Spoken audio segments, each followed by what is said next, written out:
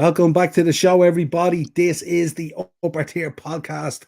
Friday night, Dazzler. Friday night. Most unusual Fridays, for us to be Niall. podcasting. Fridays. There you go. TGI. Thank God it is. Did you tell them? You gave me last night off because I come in tonight? We did a swap.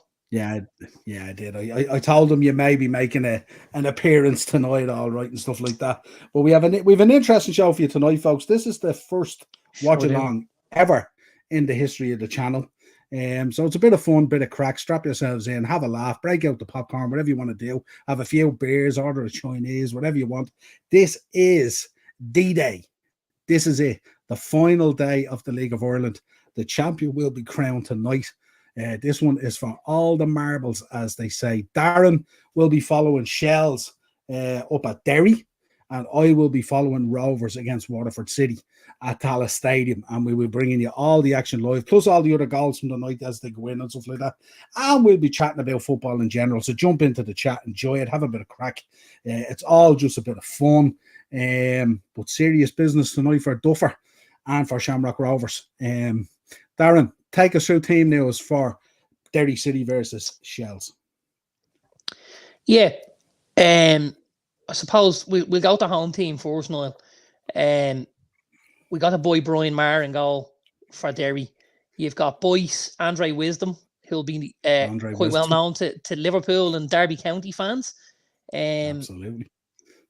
Edihan and then Conley as well make up the back four. We got a midfield five of O'Reilly, Mullen, Diallo, another Mullen.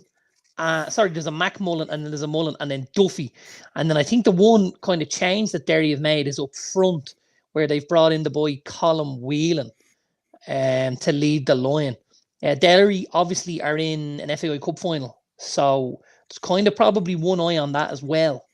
You know, they look like they may have, fallen short in the league title race, so all eyes will be on the FAI Cup final. Shell's going in with Kearns, who's been very, very good for them in goal over the last couple of weeks.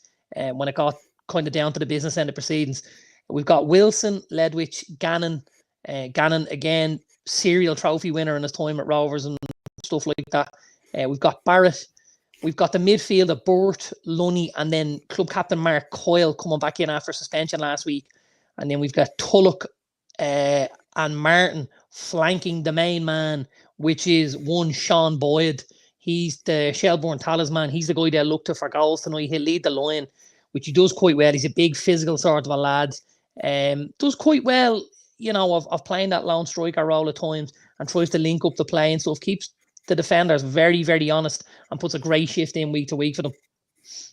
Yeah, has a cracking finish on him as well. Cracking finish. Yeah. Right, I'll bring you team news. The teams are coming out onto the pitch now here at Tallaght Stadium. An absolute jam-packed Tallaght Stadium tonight. Yeah. Looks absolutely fantastic on the team now, as well. Just to go across you there, Tallaght Stadium looks like it might be very, very busy and full and stuff. The Brandywell or the Ryan McBride Stadium doesn't look the same. I believe there was a number. So obviously there's a limit on to how many away fans can go and stuff like that. And I heard a story earlier on of quite a few Shell fans who were going in with Derry City tickets in the hope to be able to climb into the Shell's end. Because the Derry City end it's a little bit sparse in places, I have to tell you now. Did you see before I go through the teams, did you see the news? 25,000 season tickets sold for the League of Ireland this season, there was. And they generated revenue of, I think, something in the region of 195 million in revenue in total in the league this season. That's what it was worth to the economy. So I think they really need to look at that and trickle some of that down, Well, I mean, when I would have been going to watch Shell's games, and this is quite a number of years ago, there was a conversation being had around Wimbledon at that stage, because obviously Wimbledon were a Premier League club. They were in London. They played out Selhurst Park. They shared it with Crystal Palace. But there was a lot of talk of Wimbledon maybe crossing the waters and ending up in Dublin at one stage. Now, I remember being in Talca Park, and don't forget, in Talca Park at that stage, Talca Park was shared between Rovers and Shells. And the talk was, you know, when there was Dublin derbies on, the lads would all come out and we'd no more Wombles. They were the signs and the placards. And it was guys didn't want Wimbledon to be rehomed or housed in Dublin.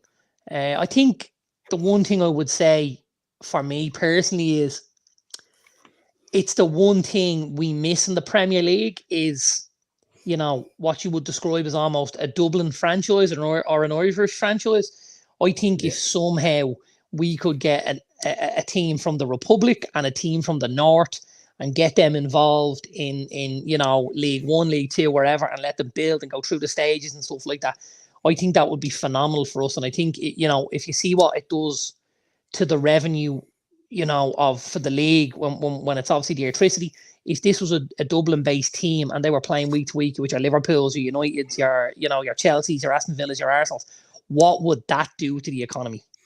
You know, and I mean, there's a tailor-made home ground there in the Aviva and stuff like that could be made available for them, and maybe with even some, you know, even Tala Stadium possibly. There's lots of options about it, but I don't know. I think that's something we probably miss so far. Yeah, let me give you team news here quickly. Rovers playing a 3-3-1-3. So Poles in goal, Pico, Grace and Honohan at the back, Dara Burns, Gary O'Neill and Graham Burke, Jack Byrne in the middle, and then Ferrugia, Dylan Watson in the centre and Johnny Kenny on the left. That's your Rovers team. Waterford City, I should say. Sargent in goal. They're playing with a 5-4-1. Dara Power, Kasper Radowski, Dara Leahy, Graham Horton, Shane Flynn, Barry Bagley, Connor Parsons, Dean McManamy, Ben McCormick, and up front on his own, Pádraig Amond. That is your Waterford City team and your Rovers team. Rovers in the huddle here at the moment, about to kick off. Seems fairly obviously the one name that stands out on the Waterford team sheet there is Pádraig Amond. He would have played, you know, in the UK and stuff like that. He was at Newport County. I know when United played Newport. I think he was involved in the squad for Newport at that stage. But Pádraig's been a real good footballer for a long time. A very clinical sort of marksman up front. And I mean, if Waterford can get some service in there to Pádraig, he can put the ball away, you know. It won't be a foregone conclusion by any stretch of the imagination if they can get some service into Pádraig Amond. They've obviously gone 5 of the backs with the wing backs and they're packing the midfield, but we shall see how it goes. Kick off here at the Brandywell, or at the Ryan McBride, excuse me. A long ball from Poles straight away. It's not Poles, it's Kearns. I'm thinking about the wrong game. And Shells have they got a corner already? Is that gone for a corner? It's not gone for a corner. Ball goes up and centre back sticks an arm out. Is it Boyce? Boyce sticks an arm out and puts an arm across the boy Bart into his face. Now, it's in the penalty area. The ref hasn't looked at it. There's obviously no VAR or anything like that. But he definitely makes contact. He definitely makes contact here with the boy Bart. I think Damien Duff is looking at it. He's going, well, what about that now? And there doesn't seem to be too much. There's nothing too much coming from the ref, to be honest with you. Derry City obviously have the ball again now, and they're going to take it out from the back by the looks of it.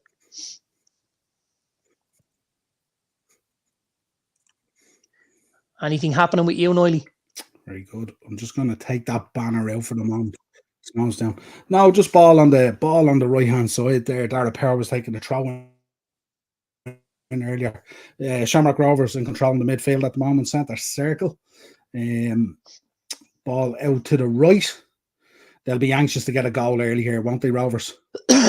Absolutely. Ball and I think, you know, if they can, if Rovers could be 1 or 2 up by half time, you know, Shell's going into that change room, it'll feel like the walls are closing in on them. It'll get into that real pressure cooker. Shells have had a couple of the 2 times they picked the ball up, look to have gone long straight away. Third time, keeper again, going long. They're trying to play off Boyd. They look like, certainly probably for the first 15, 20 minutes, they look like they're going to try and go long, rather than try and play the ball around at the back, which means there's going to be very little pressure and they can try and look for a knockdown or something like that high up the pitch. Derry knocking the ball around their own half now, just trying to build some rhythm and some tempo in the game here. Couple of nice touches in midfield. Obviously, what looks to be an artificial pitch, obviously.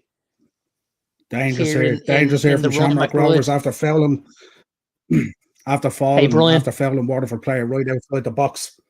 Right outside the box here. Waterford left side of the box with a free kick here. Stay with me for this one. Yellow card for Lopez as well. Lopez just yellow carded at the back. You're 3 minutes into a game and your centre back has got picked up a yellow. That'll be music to certainly Pádraig Amond's ears, you know. Shells, I should have said, are in their away kit tonight. It's a navy with a yellow jersey, navy sleeves, and navy shorts and socks. Quite a nice kit, actually, in fairness to the Shells kit. Free kick straight into the wall, being recycled again by Waterford out here onto the flanks. Ball into the box, cleared by Shamrock Rovers. Rovers under a bit of pressure here after a heavy press up front. On the break now, Rovers here with the ball. Ball cuts them open. Shamrock Rovers in here. Shamrock Rovers. 1-0 Shamrock Rovers. Wow. Number 24, Johnny Kenny with the goal. Beautiful finish. Not dissimilar to your Hoyland finish from a few weeks ago. Clipped over the keeper on the break after Waterford had a chance. Little dink over in. 1-0 Shamrock Rovers. I've just seen the goal here. It's just popped up. It's a shocking piece of defending. The Waterford centre-back should deal with that. Sticks out with trailing leg, doesn't get the ball, and the ball arrives at Kenny. And as Kenny comes in 1-1-1, the keeper, he nicks it over the keeper's head, puts it away really, really well. Derry are on the attack here, taking a short corner. Ball is played out to the edge of the box. He's lining one up, and he's just sent it over the crossbar. Yeah, that's right, Brian. That's right, the Dublin Dons. That's correct. Absolutely. Who's put that over the crossbar now? I think that looked like the boy Parsons. Although, yeah, that's what I think it was. Yeah. There you go. Roberto. Big up, Jack. Good to see you, friend.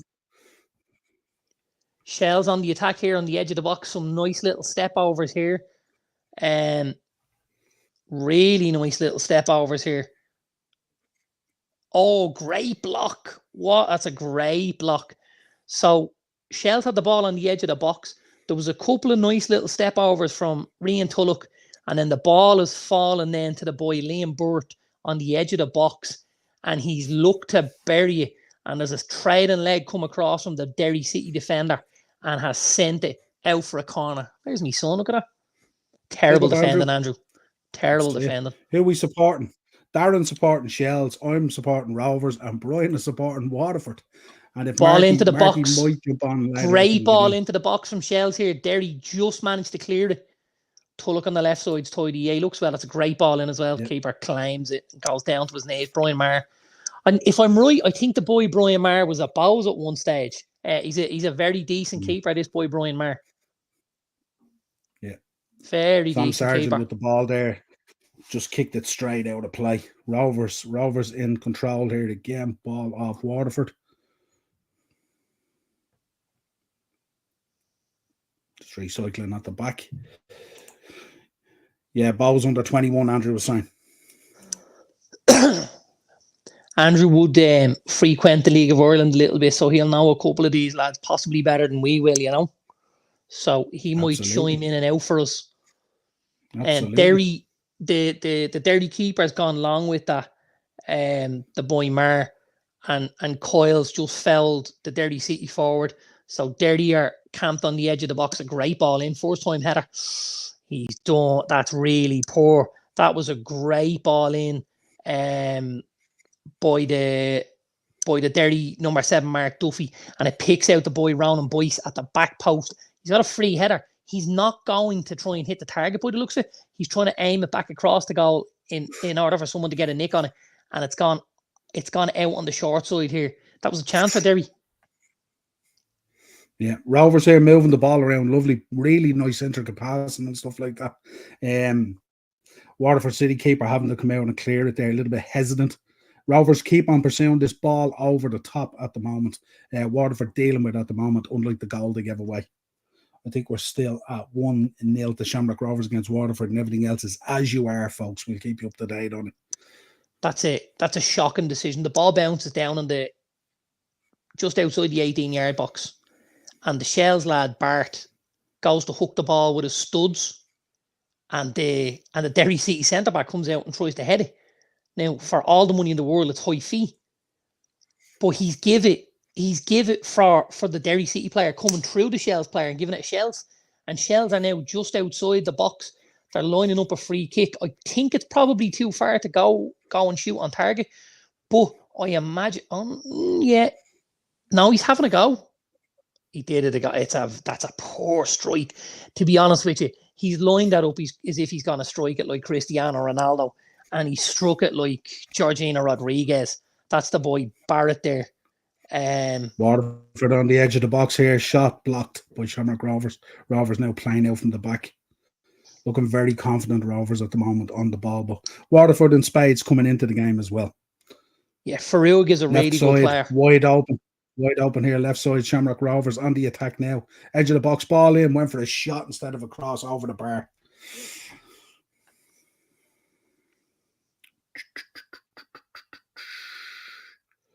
Derry happy enough here to hold the ball at the back, just knocking the ball about between the centre-backs and the goalkeeper. Shell's not looking to string too many passes together. They seem to be going long almost every opportunity to try and either get in behind the Derry City back line or to try and cause a bit of confusion with the boy Sean Boyd up there. But Shell's going long, not looking to string anything together here, just pumping the ball. You might as well be watching, Jack Charlton's 1994 Ireland team here. This is a throwback. It's a great tackle, by the way. Who's that? Absolutely. Andrew, the and boy he's a centre back. There we go.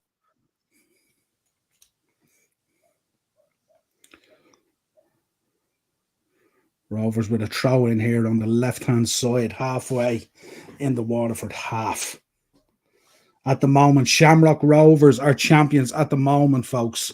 If it was the end, are top of the league at the moment on goal difference.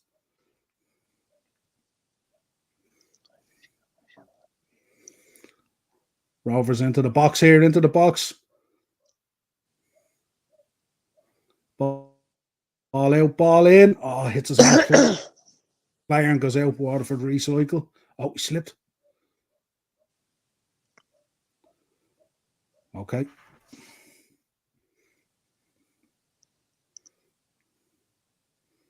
Doesn't give a free. Waterford on the attack. Look here for all the world. Waterford on the attack here up the left-hand side.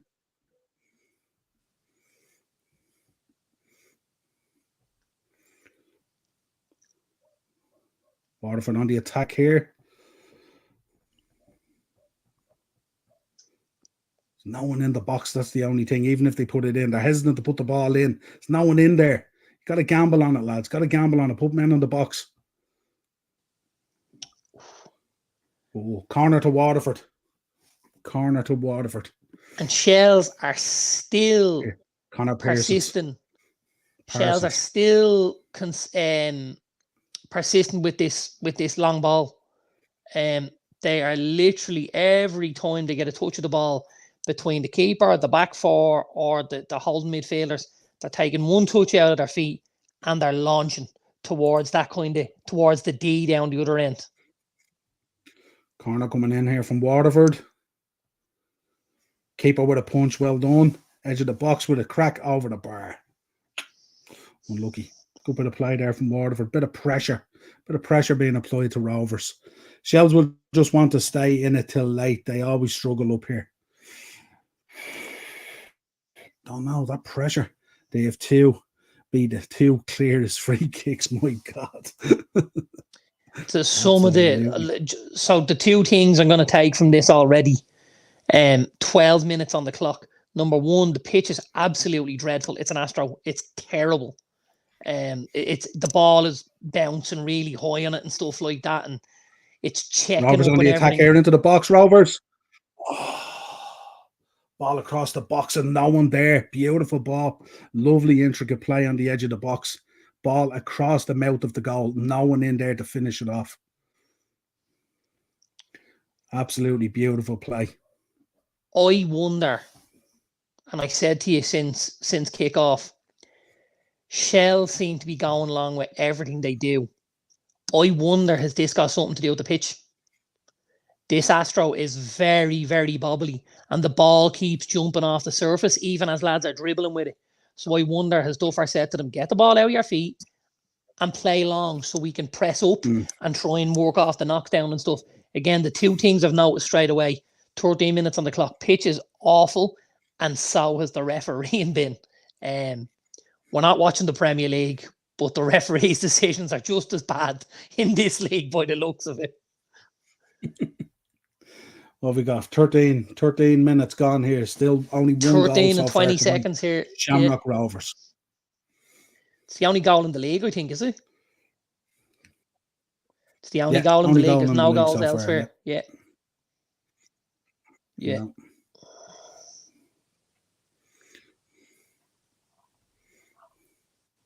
Keith Long barking the orders here from the sideline at his Waterford men.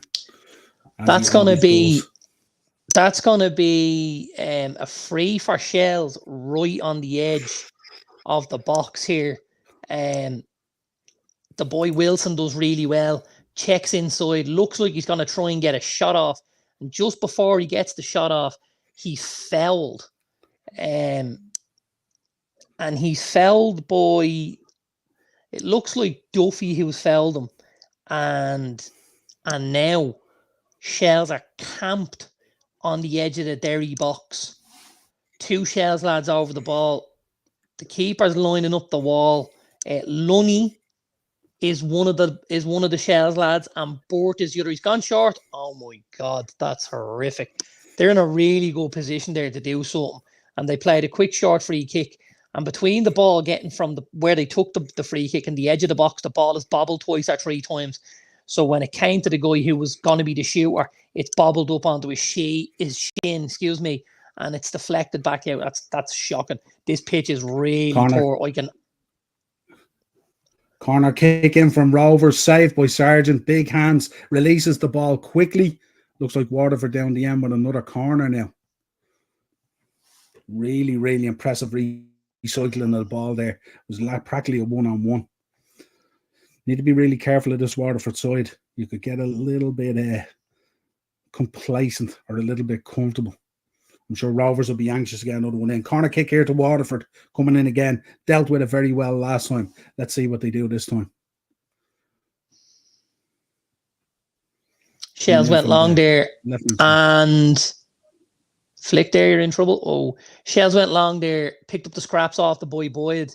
He ran into the channel, won Shells a throw in, and Shells got the ball out to the right hand side, tried to shift it across towards the back stick, and it was a heavy touch from the full back there, which is Barrett, I think, and it's gone out for a Derry.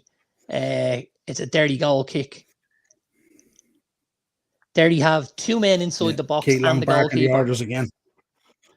Shells not closing at all. There's no press whatsoever. They're stepping off them. Derry are walking out with the ball at their feet. Shells have no interest in going to press yet. That might be for later on, obviously, but they're not pressing at the minute. They're letting Derry have the ball, and Derry are playing through the lines quite well. It's actually Shells who are struggling. Shells get the ball at the back again, and again they've gone long. It's a great touch.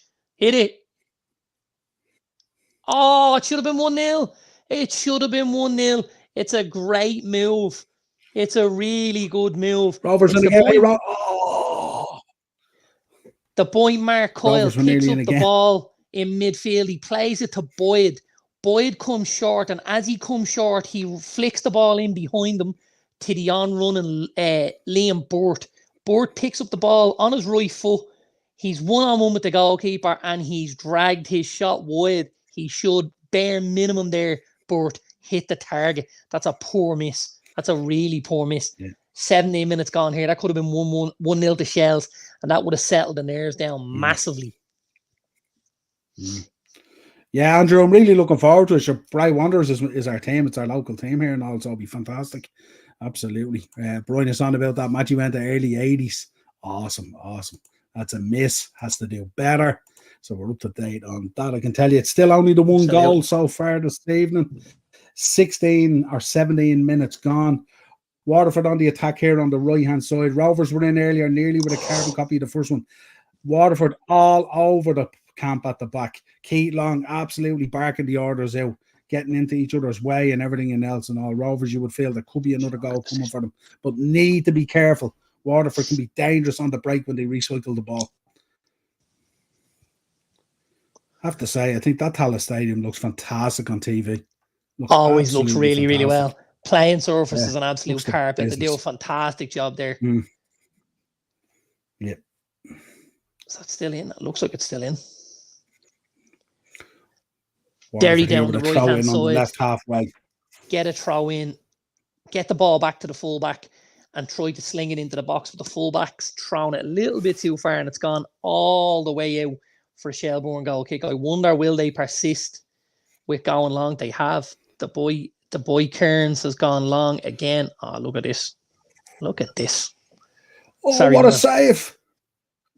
Ball into the box. Waterford with a great chance. Very unlucky. Great save by the keeper. Handed it back out. And then they cleared it. Waterford with a great opportunity there. Ball into Niall. the box. Who was it? Number 10. Connor Parsons. Should have finished that. Should have finished it. Niall. Fell from lovely and all. Hit into the turf. Yep. Oh, it's arrived, has it? Nice. She froze the glass. Tell you. Corner kick here to Waterford on the right-hand side. Ball into the box. Cleared. Hit the first man. Got to clear the first man, Waterford. Ball back in. Keep her safe. Waterford threatening here a little bit after coming into this game a bit. We've seen it also a little bit last week, was it, at the Shells game as well? They can play. Rovers on. Derry also coming into this. So haven't been out of it really, but ball into the box across the face of the goal again, and no one in there. Derry getting a full hold in the game. Want to run down the wing there. Just seems to be a little bit of a lack of quality at the minute for Derry. They've had a couple of opportunities to put the ball in the box and stuff like that. Delivery hasn't been good. Niall, I can give you more news if you'd like it. Yeah. There's been a goal. Bows have just There has been a goal. Bows have just gone a goal ahead at home in at home. It's Dale Rooney for Bows. It's 1-0 Bows down at Dalymount Park. Bows 1-0 ahead. That wouldn't do a whole lot for Bows. That's better from Shells. A couple of one-touch going down the left-hand side here. Looks a bit better. Pitch is really playing its part here. I got to be honest with you. If you think of this logically, the boy Parsons here seems to be, Connor Parsons. He seems to be the guy causing all the trouble here for Shamrock Rovers down the mid left-hand side, if you like, into that channel. Shamrock Rovers struggling to deal with him at times.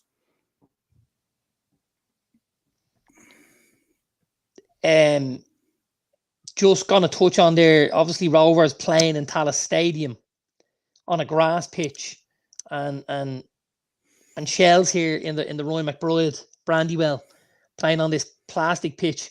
It's not doing Shells any favours at all, I have to tell you. A lot of the touches, a lot of the dribbling on the surface is very, very bobbly. It looks like they laid it on a pebble beach. It's really, really poor. Derry with a couple of nice touches down the left-hand side. A couple of one-touch. It's very good from Derry. Chase it as well, playing really high up in the Shells half. Derry on the attack here. Balls come loose. Still have it, Derry. Still on the edge of the Shells box. That's a great touch. Great ball. He's come outside. What's he going to do? Oh, whoa. Wow. That was the boy Duffy with a lovely little step over, and he puts a ball, he shoots, and as he shoots, it looks like it's going straight at Connor Kearns in the Shells goal and takes a little bit of a bobble off the surface, and he almost fumbles at the keeper. It should have been something he threw his cap on, but it wasn't. And again, this is the surface playing its part in this massively in this game here, Shells and Derry City. Yeah, we're back underway here again after Connor Parsons being down injured. He certainly won that Waterford will not want to lose. He's been the man causing the trouble all night for Shamrock Rovers. Brian's in, my godfather, my uncle Paul played for us in the 60s. Lovely. Sláinte, he was good. The side he was in. Yeah. Brian is saying that the side that he played in played the Busbys, Man United at Old Trafford. Busbys, Man United at Old Trafford. There you go. Nice. How'd I do with splitting the G? How'd I do? I went too far, didn't I, look? A little bit. I was that much off the top. Was a tad. Yeah. Dawson Devoy was a very good player. That's right. And the boy Mason. Dawson Devoy was a very good player as well. And the boy Mason Mealy at St. Pat's again. Really, really good footballer, this lad. I imagine over the next couple of years, we're going to see another big influx of Irish players heading over to the UK. A real good crop of young players in this League of Ireland. That's got to be a Shells free now. Wow. Refereeing is so poor. Touched it. Still there. Andre Wisdom on the edge of the Derry City 18-yard line. Ball bobbling about. Just got to clear it again, Derry. Referees let a couple of bits go now, I have to be honest. Rovers on the attack here into the box. Ball into the box. Oh, it was easier to score than to miss. How did he miss that in the middle of the goal? Oh, it was lovely play. Flicked out to the right hand side. Ball into the box middle. Just had to toe it in. Hit the side of his foot. Went out wide. Oh, that's a miss. Who was it? A miss, Dean McManamy. Dean McManamy, you will rue that miss. That was a sitter, lads. Absolute sitter from Dean McManamy there. Very, very unlucky. Great ball out to the right-hand side. Great ball into touch. the box. Easier to score than miss. A beautiful little take and touch by the boy Tulloch there on the left-hand side for Shells. That's a great ball. Is he on? He's on. Oh. Which one is it, Jack? I may have seen it already. I've seen quite a few new ones recently. We're waiting on some new bottles to arrive here at the house, Jack. We've a Barcelona one on the way. We've a Juventus one on the way. We have an iShow Speed on the way. There's quite a few on the way. Mason Mealy on his way to City. That would be a huge meal for the kid. Very good footballer, though, Mason Mealy. Very good footballer.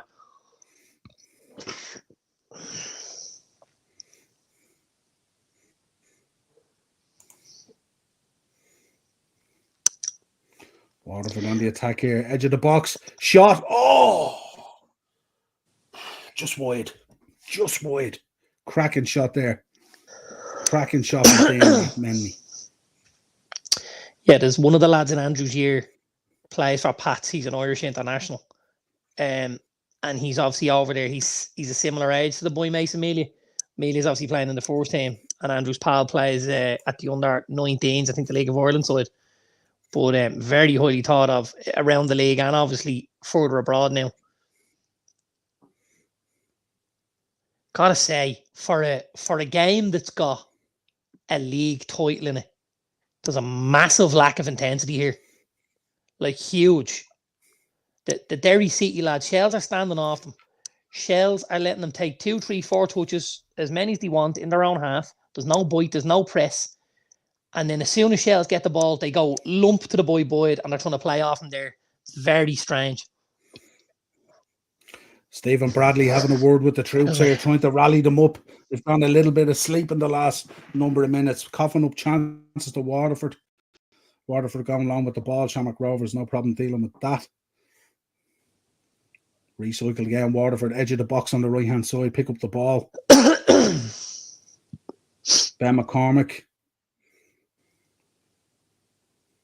Recycling around again onto the left-hand side.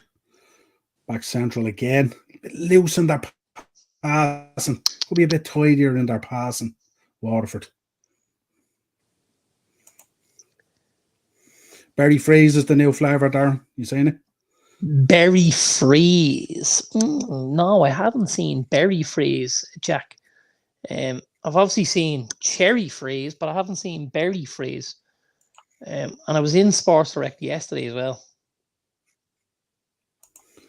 Rovers after giving up another corner here on the right side. Bradley will be concerned about this. Waterford getting a number of opportunities here at the moment. Bradley will not be pleased with his men at the moment. The big boys are coming up from the back. Stay with me for this one. Ball whipped into the box again. Does not clear the front man again. That's shocking. Shocking. Waterford with a throw in on the right-hand side. You got to clear that first man. Have to clear that first man. So frustrating for players coming up from the back for that to happen.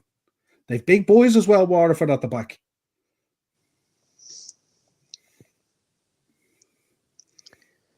That passing has to be much better than that. No real clear-cut chances here other than the boy Burt, who got in obviously at the Derry City end, one-on-one with the keeper and dragged the shot wide. A lot of to and fro, but there's been a serious lack of quality, I would say, so far in the game. I do think the pitch is having a little bit to do with that. Damien Duff looks a little bit perturbed on the line here. Not very happy with how things are going, I would believe. It's a great touch. Don't hit it. Oh, Derry City have just gone very close. Who's that? Oh, it breaks on the edge of the Shell's box. He opens his body out onto his right foot and side foots it to the back stick. Oh, this is beautiful. It's the same boy. It's the boy Duffy from earlier. Drops the shoulder on his right-hand side. He's about 20 yards from goal and bends it with his right foot to the back stick, and it's just cleared the stanchion of where the post and the crossbar meet. That was a great effort from the boy Duffy. Keep long, get onto these guys. Will you keep on hitting the first man? Keep on hitting the first man again when they've lads up there now. It's absolutely shocking. Get someone else on that delivery into the box. Ball into the box. Cleared. Cleared. Corner to Waterford on the left-hand side. They just had a ball into the box there off a free kick. But they keep on hitting the first man. Keep on hitting the first man. Conor Bradley, get talking to the troops there. They're way off it at the moment. They're asleep. Lucky with that clearance header. Half an hour gone, folks. Just over half an hour. Bradley or Conor? Yeah. Stephen, maybe Stephen. Oh, this is the manager for sure. Corner in, headed away, cleared. Ball still being recycled. Waterford. Ball into the box. Back stick. What's he gone with? Goal kick. Waterford going ballistic. Goal kick. Should have been a corner. 1-0 to Shamrock Rovers after 31 minutes and 1-0 to Bows after 30 minutes. The only 2 goals in the League of Ireland tonight, folks, just to let you know. Kick out here to Shamrock Rovers. Shells really unlucky there. The boy Lunny puts a good ball in the box. Shells don't win the header, but the ball gets knocked down. There seems to be a chance maybe to have a shot, but the boy John Martin tries to take a touch out of his feet, and as he takes it out, one of the Derry defenders takes a touch and manages to clear it. The league table is just flashing up here in front of me. Shamrock Rovers 61 points, Shelbourne 61 points, but Shamrock Rovers have plus 15, and Shelbourne Rovers into the box here on the 12. attack. Oh, ball across the box again, cut out by Waterford. No men. Rovers not putting men into the box here. Should be 2 or 3 here at this stage. Ball cut out, middle of the park. Rovers again taking the ball. Right hand side. Be a bit more braver, maybe. Some of those balls going into the box have been absolutely fantastic. Just no one there. Rovers will be kicking themselves. Bradley be pulling his hair out. He's a tidy player. So boy Diallo, Seydou Diallo, in the middle of the park for Derry. 25-year-old English lad. I'm going to tell you now where he's been playing until Derry. Let's see here. He's with Derry a few years now. Certainly with Derry since 2022 anyway. So he's a long time at Derry. Very, very tidy player. He was at Forest Green Rovers. And in the summer of 22, he left Forest Green Rovers for the Ryan McBride Bradywell. He's a really tidy sort of a player here.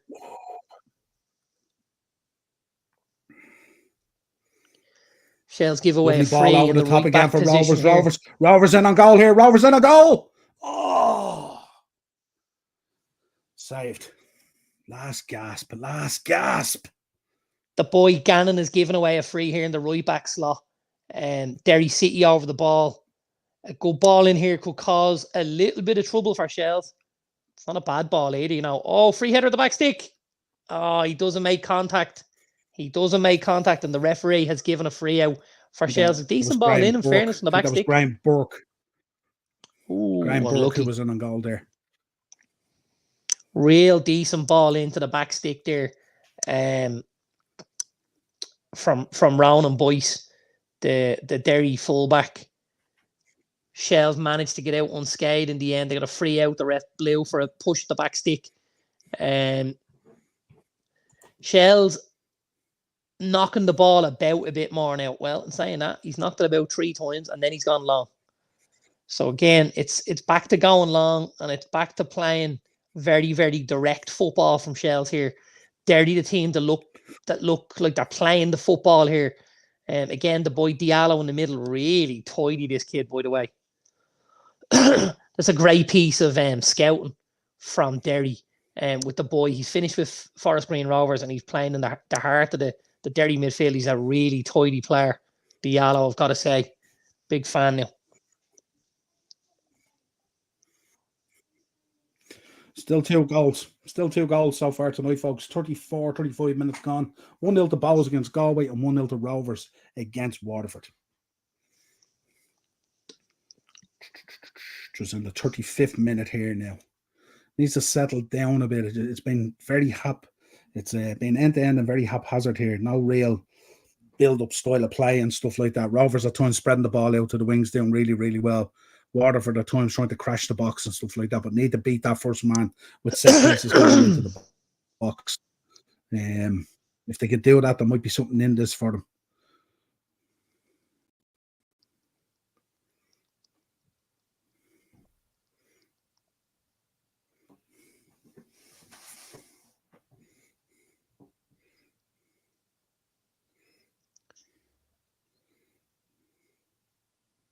Dirty knocking the ball about here in the Shells half.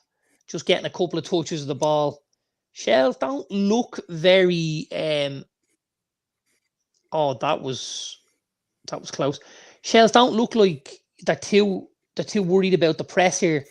They're happy enough for Derry to have the ball in certain positions on the pitch. Shells still really haven't strung a lot together other than, you know, going direct, looking to try and pick up the scraps off the boy Sean Boyd up front. He's been quite enough so far, Boyd.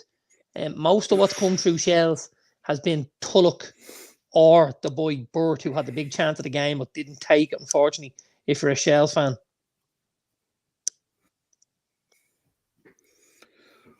Rovers here at the back living dangerously a little bit, playing the ball around really, really slow at times, stuff like that. Waterford able to close them down. Bradley will not be happy. He's absolutely giving it to them. Oh, how is that not gone in? Derry with a great move. A little give and go on the edge of the box here. A little 1-2. He gives it inside the fullback and he goes around. And there's a shot on target. There's a great save from the keeper. But as the ball hits the keeper, it skips back up and goes out in front of him. And you know what kills everybody is the bounce off the Astro. The ball comes up really high, meaning nobody can actually get anything on it. And it spins and goes out of play. That should have been 1-0 Derry here. Shells goal kick. Living dangerously. Go long. Yeah, Shells goal kick. And again, they've just pumped it long. They really haven't tried to string 2 passes together so far, Shells, which, you know, if you're going for a league title. That's twice there now in 2 minutes. Shamrock Rovers playing the ball out from the back. Real slack. Waterford breaking it down. and it going out for a goal kick to Shamrock Rovers as well. I think Bradley's down the keeper now. Just start kicking this long. Just playing out from the back. It's not working tonight. These lads are really slack at the moment.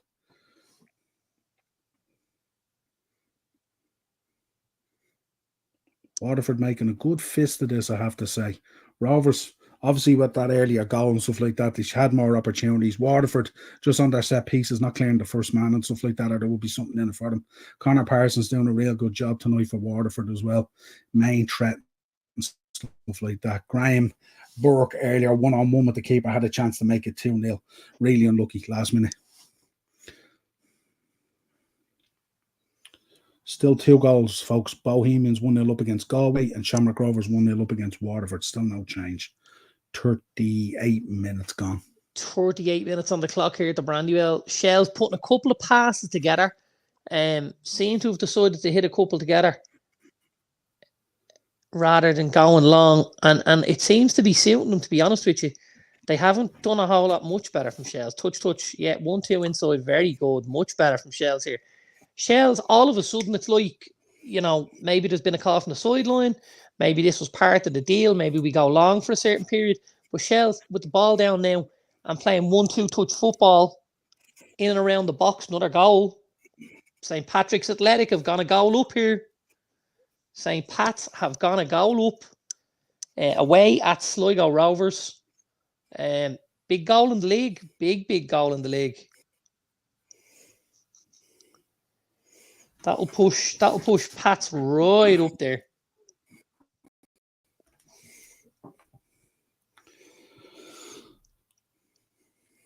Put them on course, I think, for 7 or 8 on the bounce as well. Yeah, sure. Can he be kicking himself that he's ran out of games? I reckon if they had another 4 or 5 games there, Pats would be really in the thick of this. I think so. I think you're right. He's done a phenomenal job. Kavanagh with the goal for Pats there. Unbelievable. Really done. A serious job. 8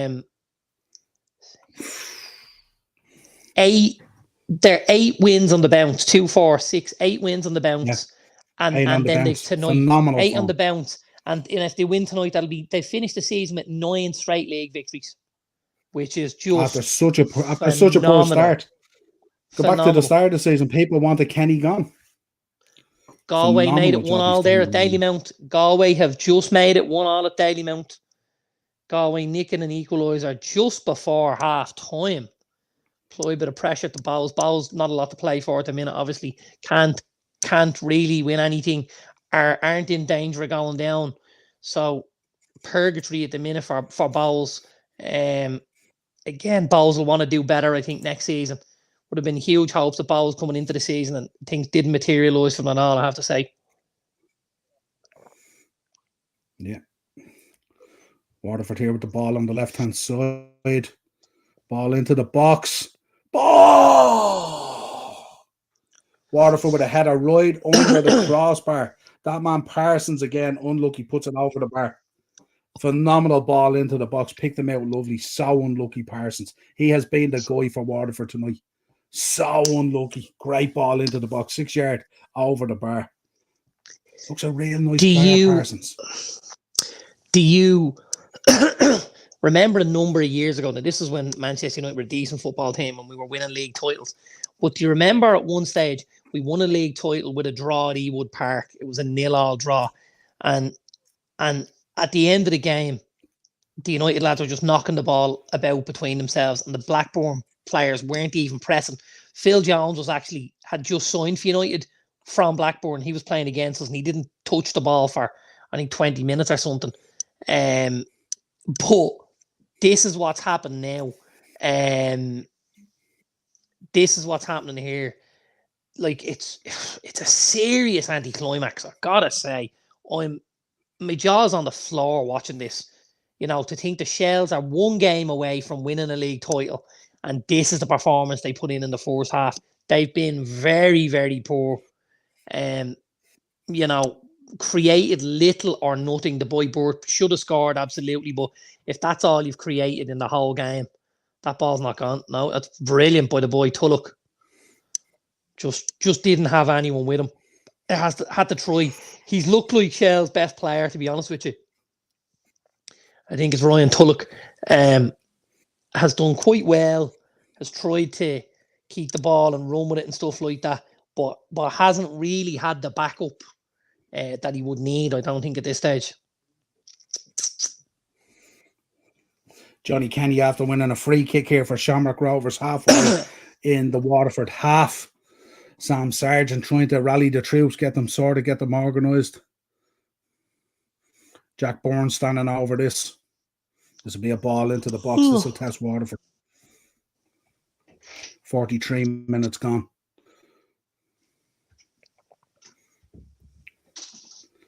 Ball whipped into the left-hand side. Too much on the header, ball out.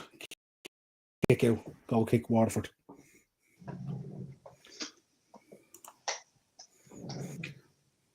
I have to say, Bradley will be happy enough going in here 1-0 up. Waterford have created a bit in this game. Absolutely. You know what I mean? He'll need to get them in there and give them a right shake-up and stuff like that. Crowds on full voice. Look at the pressure it's going to apply to Shells. They could sense it. I mean, Shells going in here at half-time, 0-0. Rovers a goal ahead. This is huge pressure on Shells in this second half. Again, have been very poor. Really poor first half from Shells here. Duffer will really be looking to get them in a half-time and rally the troops. I imagine he would have expected much more from Shells in the first half and would expect a lot more from them in the second half. Really poor so far. Such a difficult place to go to as well, and especially with the Astro. I got to be honest, it looks to me like Duff has told them, let's not try and play football on it. That's what it looks like. He might want to change his tactic based on what you're telling He me. may want to change his tactics. Well, they've been going long to the boy, but the problem is he's barely won a header. Oh, that's a long ball, Tulloch. No. Long ball there from the keeper, Kearns. There, he centre-back went up the head ball, and as he jumped, he kind of mistimed it a little bit. Went over his head. The boy Tulloch got a touch, and it was covered by the fullback. Shells really... Oh, shocking. We're in the 45th minute here. Ball at the back for Rovers. They'll be happy to see 45th here as well, and 45th minute here as well. Fourth official looking at his watch. Duff's in the fourth official's ear. Duff looks like he's maybe giving out a little bit about how slow Derry are doing things. I wouldn't necessarily argue with him, but if I was a Shells fan, I'd want to know why Shells aren't doing things a little bit quicker and why they aren't pressing them, why they aren't pushing from the front, you know? There's a league title on offer here. Focus on your own job, Duffer. Don't be worrying about the other stuff. Might be a little bit of added time on here as well. 2 minutes for the Parsons. Injury that time. So we've got just 2 minutes a minute here. Shells have won a throw, and whoever won the throw, it might have been Boyd. Boyd won the throw, and he's gone over to the Shells fans to kind of rally them a little bit to try and say, "Come on, we need you now." Shells fans getting behind him a little bit. Ball into the box. That's a shocking. Oh God. Wow, that wasn't a great ball into the box. Terrible. Boy Shells trolled in first time, but the boy Boyce, the fullback, doesn't deal with it all. Miskicks it across his own box and almost causes trouble for the boy Brian Maher in goal. Waterford on the break here. Ball in. Oh, straight to the keeper. That is shocking. And we're half-time here. It's 0-0. Straight to the keeper. At the Ryan McBride Brandywell. Derry City 0, Shelbourne 0, half-time. Really poor first half. Massively lacking in quality here, I got to be honest with you. Damien Duff has his work cut out for him at half-time, trying to rally this Shelbourne side into the second half. Very, very poor first half. Kick out here for Shamrock Rovers. Ref will probably blow it up after this.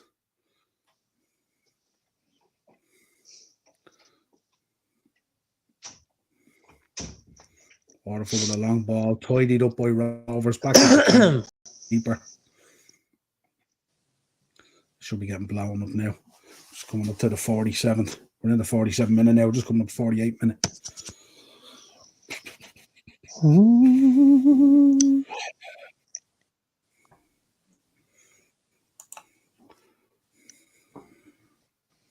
we go. Half time at Tallaght Stadium.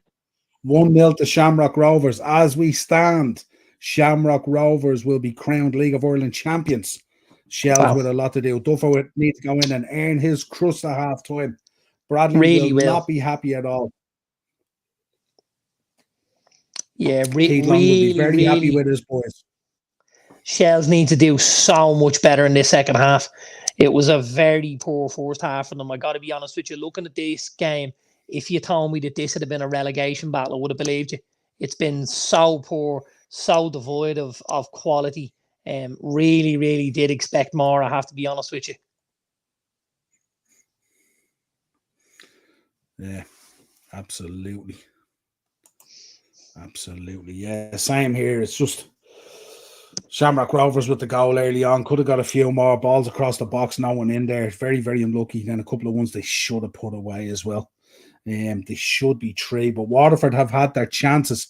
If Keith Long can rally the troops and get them to pick up a little bit on their set pieces on their corners, there could be something in this for them. They certainly have the men to go up there and do it, but they've been hitting the first man every single time. But Keith Long will be very happy with his shown so far from Waterford, 1-0 down, but they have had their chances. Connor Parsons has been electric for them tonight, creating everything for Waterford. There we go. Half time, folks. There we go. Dazzler, what's going on? Alex, memory? Good man, Alex. That's Andrew's pal, Alex. Alex was watching me play FIFA earlier on. Alex, I'm a beast, pal, am I? I'm a beast. Tell Neil if he ever wants to have a game, we can have a score on the table, and me and Neil will take it off each other, yeah? Here we go. I'm big in the game with FIFA, I'm not going to lie. Right, quick roundup for you folks. Bohemians 1, Galway United 1, Derry and Shells is 0-0, as you know. Drogheda and Dundalk 0-0 as well. Shamrock Rovers 1-0 up, and Sligo Rovers 0. St. Patrick's Athletic 1 just coming up. I think it's nearly half time there in the St. Patrick's game as well. Pretty close. It's just half time now, yeah. It's just touched half time now, is it?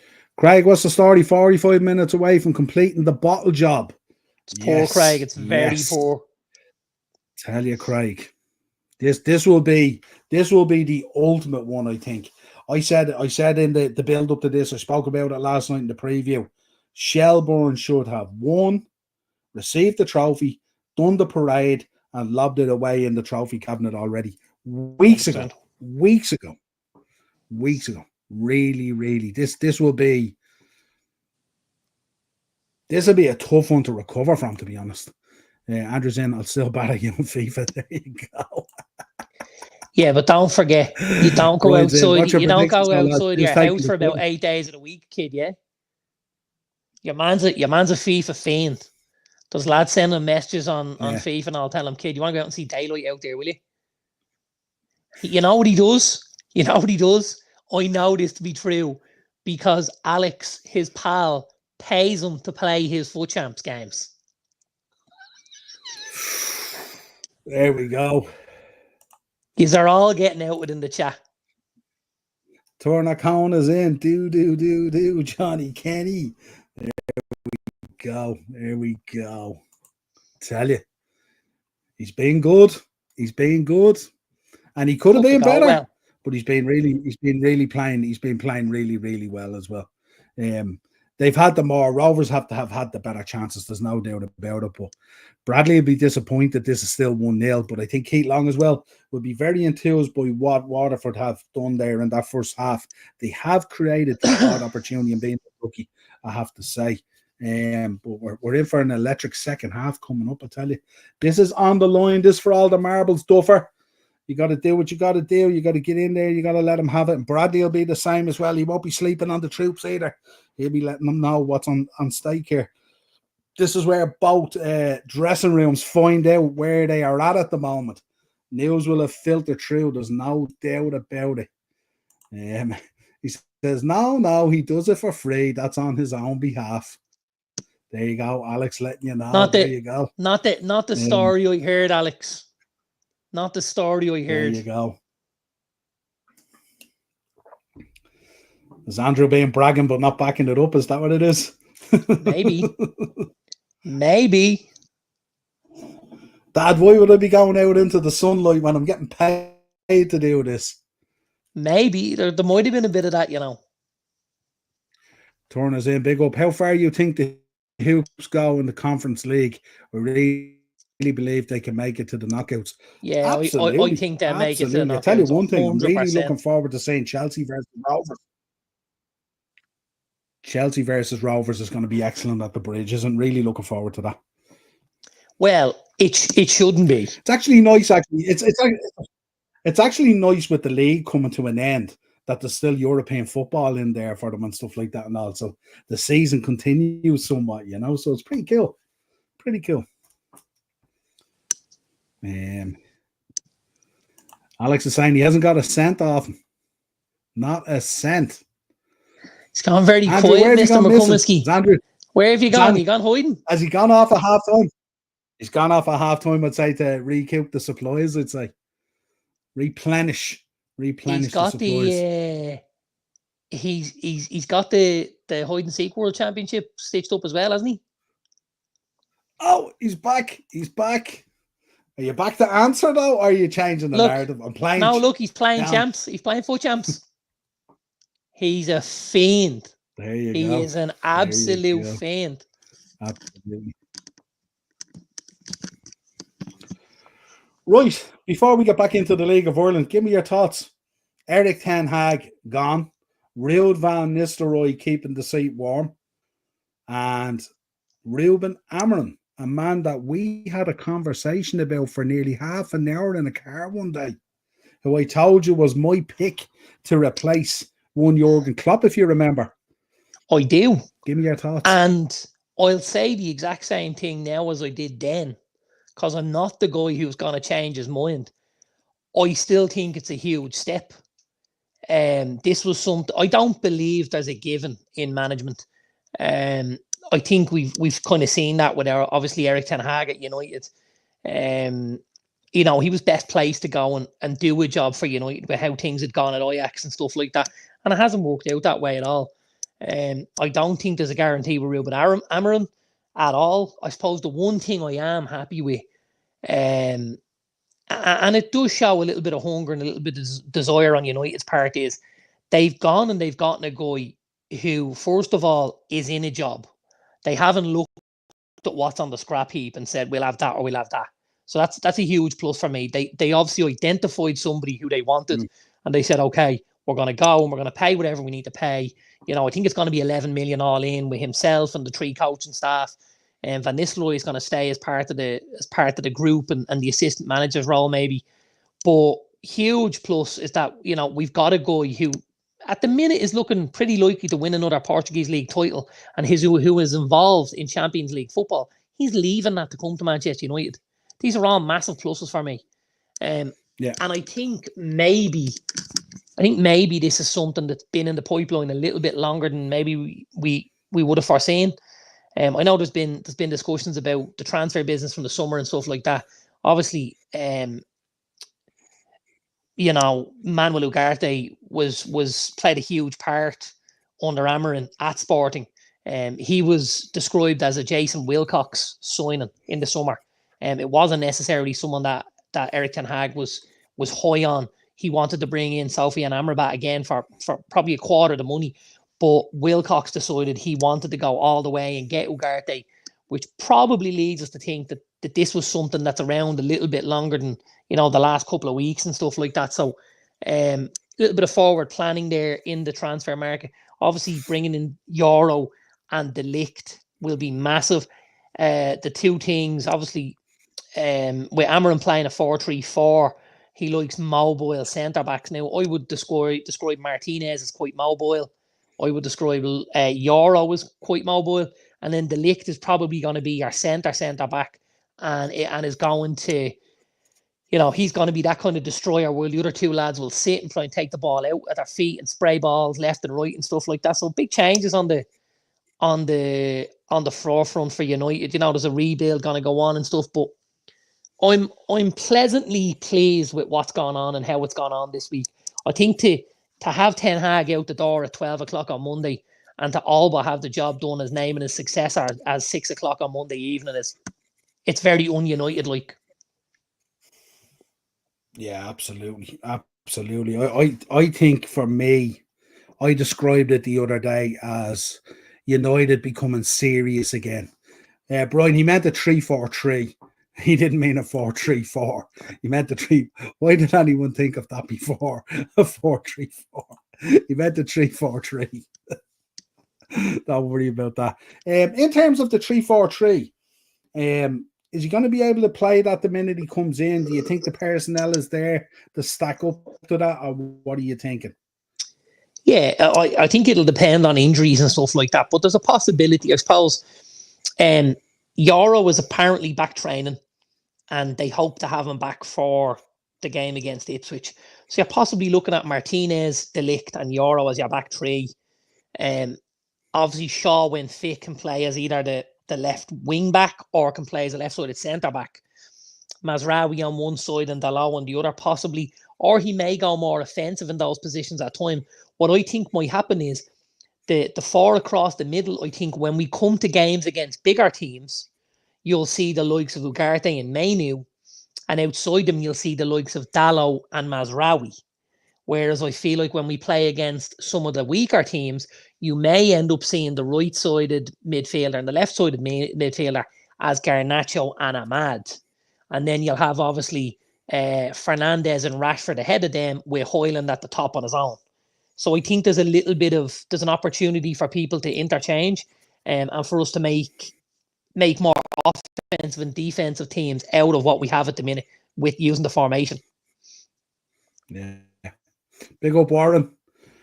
Jack, don't worry. Plenty of talk of League of Ireland tonight. Don't worry. It's normally I do a show with Darren on a Thursday. He couldn't make it last night because of Halloween with the kids and stuff like that. No. So I'm just catching up to get his thoughts. I haven't gotten his thoughts yet on the appointment of Ruben Amorim. So I just want to get his thoughts while we're on a bit of a break kids, here at the moment. Speaking of kids, I robbed me daughter, Stanley. There we go. Jack, what's your thoughts so far on tonight? Let us know your thoughts in the chat there. What are you thinking? I know you are, Jack. I know you are. Let me know your thoughts, Jack. Who do you support, Jack, in the League of Ireland as well? Let us know, folks. If you're in the chat, let us know who you support and what way do you think this is going at the moment. The experience with Rovers as well. Jack, I've another question for you, Jack. Have you seen an Astro as bad as this? Up in the Roy McBride Brandywell. This Astro is absolutely terrible. The lads in Darndale wouldn't light a fire on this. It's that bad. Honest to God, it's fucking terrible. Or they might use it to light a fire. My God, you should see how bad this is. Warren's in. The day for Amorim has collapsed and Stephen Kenny's coming in. Here, listen, this version of Stephen Kenny at the moment, don't sleep on it. He's good. This is 9 wins in a row, Stephen Kenny. Yeah. 9 in a row. Yeah, I like that turner, Niall. How you like the hoops? 1-0. Kenny, 90+5 at Stamford Bridge for a prediction. Imagine the scenes. Turner, I'm all over that. I wouldn't be the biggest Chelsea fan now, that's for sure. Could be a very quiet WhatsApp group if that happens. Good man, Jack. Rovers till I die, brother. That's what I want to hear. Rovers till I die. I like it. Brian is Jack. In. Waterford to break Rovers' hearts. That's Brian's prediction. We have the teams come Waterford on the way back out onto the pitch.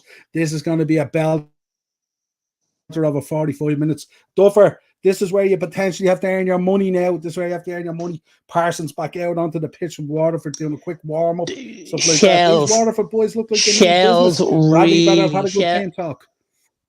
Shells really, really, really need to start this second half.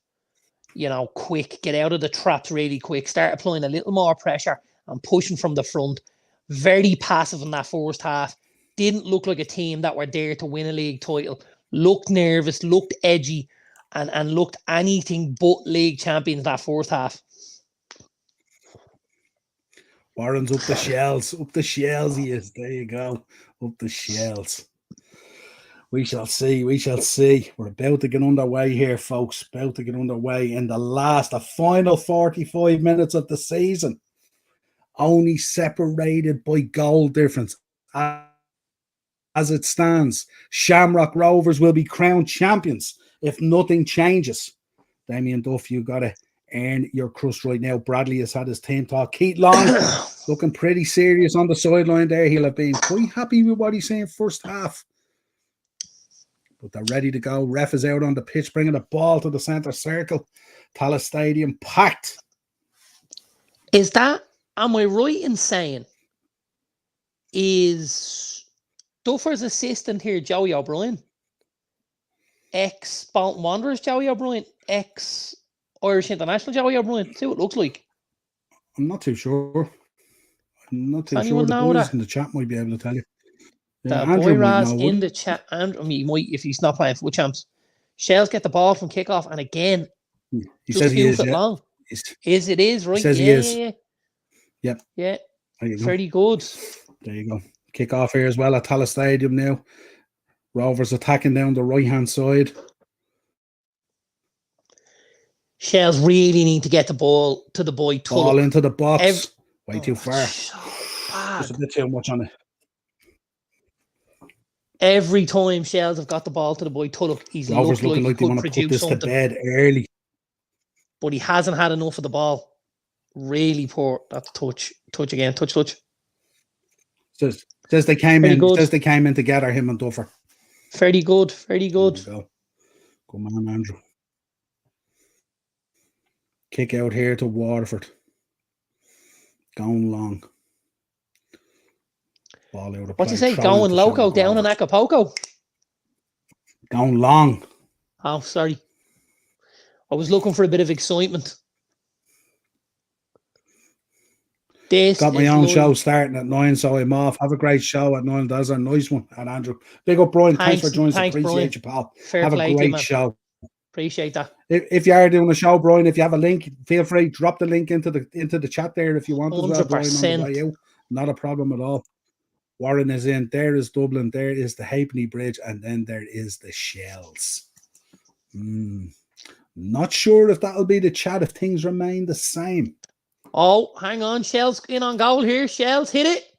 Oh, Boyd. That's a horrible touch. Who's that? Corner kick here from the left-hand side coming in for Shamrock Rovers. Shells put what I would describe as a speculative ball down the right-hand side. The boy Boyd goes down with the left back and just leans on him a little bit and the left back falls over. Boyd picks up the ball just outside the box, drives into the box. He ends up one-on-one with the boy Brian Maher, but it's at a very, very tight angle. Boyd tries to hammer it and he hammers it straight at Maher and it deflects back out into play. And there's a little bit of a scuffle going on here. You're getting afraid for that, surely, no? Yes. Shells, again, playing a little more down the sides in this half. Aren't going as down the middle. They're playing in behind into the fullback positions. The boy Liam Burt with a great run. Strikes it relatively well. We've just seen the replay here from Boyd. Strikes it well enough, but he's at a really narrow angle. It looks like he's playing basketball. The ball is bouncing so much, man. So poor. Shells obviously goes back down that side. Managed to nick the ball. Have won a free kick. This Shells in a great position here. This is much more like it from Shells. We've seen as much from Shells in the first 3 minutes of the second half than we did in the whole first half. I've got to be honest with you. Shells out wide with the free kick. Parsons 2, again 4, on 6 up. 6 up for Shells. Ball into the box. Oh, he hasn't crossed it. Why doesn't he cross it? Oh, that's a strange decision. Parsons taken out here. Parsons taken out here in the centre circle. Free kick to Waterford. Dylan Watts taken out. Yellow card for Dylan Watts. Shells have gone long quite a bit in this game. And they get a ball, they get a free out wide at the corner flag. And Jonathan Lunny goes out to take it. And as he goes out to take it, you expect him to whip it in with a bit of pace. He's gone low and looked for a nick, even though Shells have gone long all the time. It's crazy. Shells do look better in the second half, Andrew. They do look better, but there's still 40 plus minutes to go here. There's a lot in this.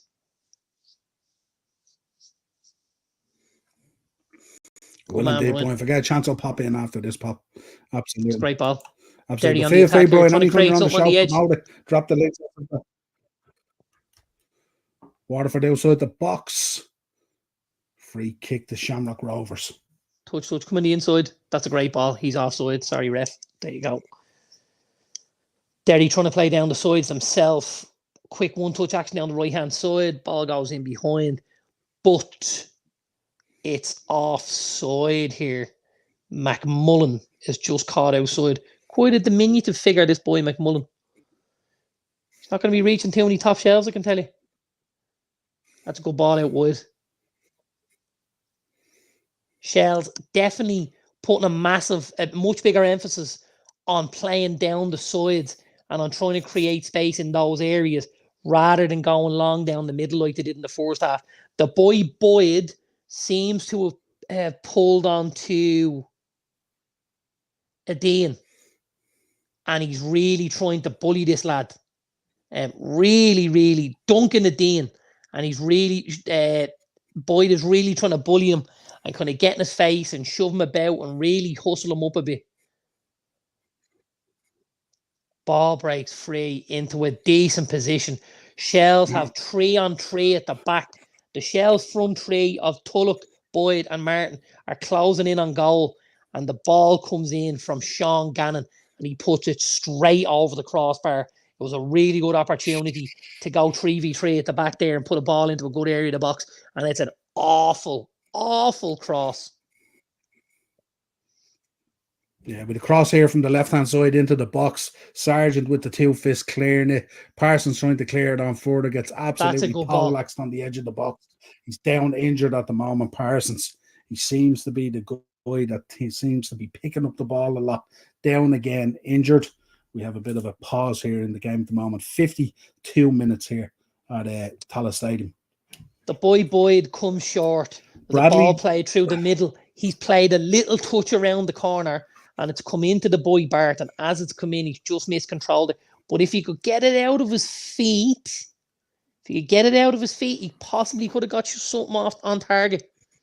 Brian off the bench in the 70 minute will help with the long ball. I don't know. It didn't work in the first half.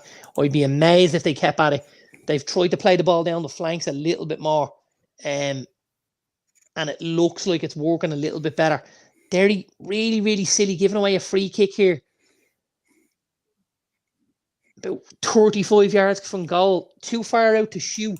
But we know Shells have tried to play a lot of long ball here. So this will play into their hands. The boy Burt standing over the ball. He's obviously going to look to try and play something towards the back stick to probably Boyd. And then you're looking at getting runners in at the front stick. Shells have the ball in the box here. Why doesn't he cross that? The ball is right out on the 18-yard line on the width. And who's that? And it comes to the lad, Barrett, the left back, who's really high up the pitch and takes a touch of the ball, and you're just waiting for him to caress something into the back stick, and he tries to get it out of his feet and launch it. It's a really bad decision. Shell's corner. Oh, that's a free. It's a free at the corner anyway. Didn't get either. My word.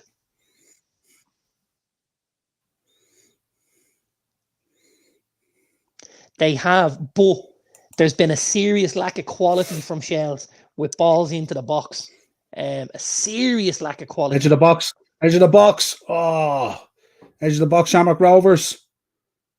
Cross coming in. That's a great touch. Oh, deflected just over the group. Great ball.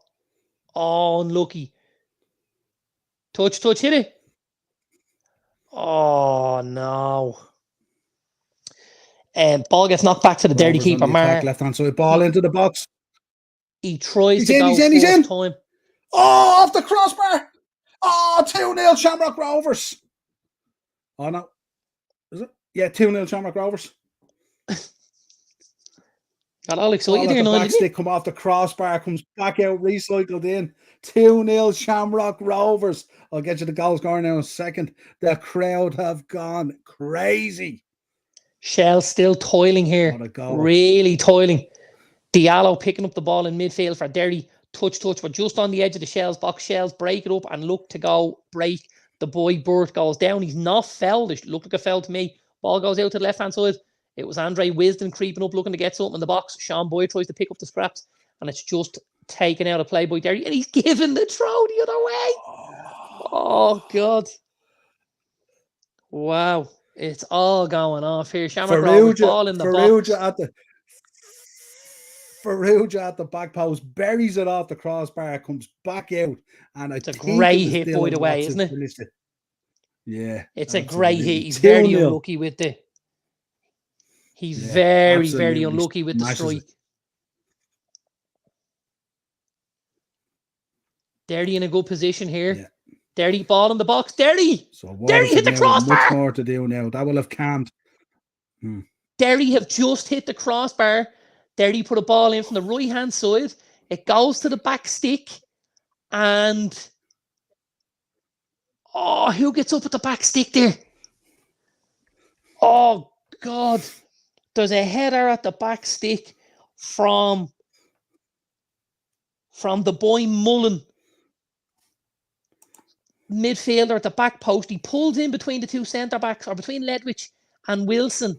And he has a free header at the back post. And he struck the crossbar. Oh, wow. Here's the Arsenal conspiracy kicking conspiracy in. No, the Chelsea one. The Chelsea one. Where's somebody get Ian? Somebody get Ian in here. I have Andrew, to tell send you. us in a picture with the tinfoil hat on the head. I have to tell you. The two most telling parts of this so far. The shit pitch they're playing on and the shit referee that's looking after the game. Like, it's so bad. It's so bad. The Derry City have just hit the Rovers crossbar now really with their tail up at the moment. Attack on the right-hand side, ball in, deflection. Edge of the box. Edge of the box! Oh, great save, Sargent. Fantastic smack there from Kenny. Johnny Kenny with a fantastic turn. And Derry have just hit the crossbar. And in the next breath, the boy Sean Boyd is down injured, getting treatment. It doesn't look great for him. Not good. He's making signs. Duffy and Joey are up on their feet. They're having a bit of a chat here in the sideline. They look to be possibly calling someone or beckoning someone to say, time to get ready. Boyd has just gone back on. Doesn't just to let you know like as well, prior to that second goal there, Bradley had sent the troops out to warm up. There you go. You can confirm it was Watts with the goal, yeah? Yeah. Derry on the attack here, playing some decent football on the edge of the Shells box. One touch, very intricate around the box here. Little give and goals, looking to create a bit of space around the corner here. Take a touch out of your feet. Yeah, have a go. No, he's played a good ball in. That's a lovely touch. Oh, the fullback doesn't continue to run. It's a great little move. Derry playing some nice football to get the ball down here. Really nice football. Got to be honest with you. And I know I've said this once or twice, but if I'm the boy Rory Higgins and I get to the end of this season, the first thing I want, rather than a player, I want this pitch gone out of the stadium. It's dire. It's absolutely dire. And because his boys can play football. Stephen Bradley has done a Fergie with the refs. Don't know about that. They've come with a real late run, Rovers, as well. Shelbourne were so far ahead in this league. They're going to be kicking themselves.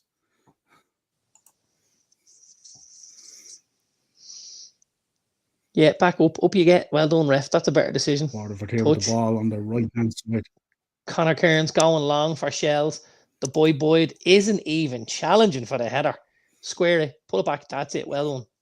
Touch again. Get it out of your feet. Give him a run. Yeah. So attract the defender. Tulloch, step over from the edge of the box. Tulloch. Oh, he's let one fly. Oh, he's very tidy, this boy Tulloch. On the left-hand side, goes over a little step over. Gets the ball out onto his left foot. He's on the left side, so it doesn't favour him because the ball should be bending away from the goal. And he's flashed one over the crossbar. He has looked so good, the boy Tulloch. Really looked good. Coyle changes here afoot at the Brandywell, at the Roy McBride Brandywell. Coyle is gone off, and Evan Caffrey is coming on in the centre for Shells, and it's a second change, and Burt has gone off. A couple of opportunities, Burt didn't make a whole lot, and Coote is coming on for Shells. Look at this fraud. League of Ireland is like watching paint dry. What League of Ireland have you been watching this season? My God. Could be worse, Jerry. They could be licking windows, not watching paint. Just saying. Shells with the ball here on the right-hand side. Ball into the box.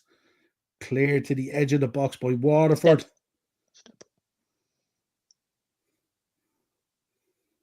Rovers here applying the pressure now. Flash it long. Staying up high on the pitch. He's gone long again. That's a great winner. You need to be the second runner. He's getting pulled here, ref. Hit it. Oh, how did he miss that? Oh, Shells have gone close. From the byline. Oh, Kenny just missed it. Ouch. Oh, Johnny Kenny, you'll never have an easier chance. Just missed it, just side-footed into the far corner. Oh, he just hit it off the back end of his boot. Johnny Kenny, you will never have an easier chance here to finish this. Big chance here at the Roy McBride Brandywell. The ball goes back to the Shells keeper, Conor Kearns. He launches it long. The two Derry centre-backs decide to let the ball bounce, and as they do, and it triggers up off the AstroTurf, causes a bit of trouble. Ball breaks down. One of the Shells players pops it out wide onto the left to the boy Ryan Tulloch. He hits it first time in a little half volley, and he scuffs it into the ground, and it clips the outside of the post on the way. Shells getting closer. Boyd, one-on-one at the back here. Boyd, is he? Oh, Boyd! Boyd gets one-on-one. Shells go long again. Shells really pouring it on now. Shells applying pressure after pressure. Pick the ball up in the middle of the field. Get it to the boy Boyd. Boyd stands up one-on-one with the centre back and just squares him up to the target. And as he does, he drops the right shoulder and he bends one to the back stick. Now it's low, it's along the ground, and he just doesn't get enough purchase on the ball to get it back inside the far post. But it's a good effort. Shells upping things a little bit since half-time. The changes helping for Shells. Shells starting to really get on top here. If this keeps up, you'd have to think Shells will get a goal. Rovers a little bit deep here at times. Waterford coming onto the attack. Yeah. Guys look a little bit tired here. You could do with a bit of freshening. That's Bradley. a great ball. Looking at your subs bench.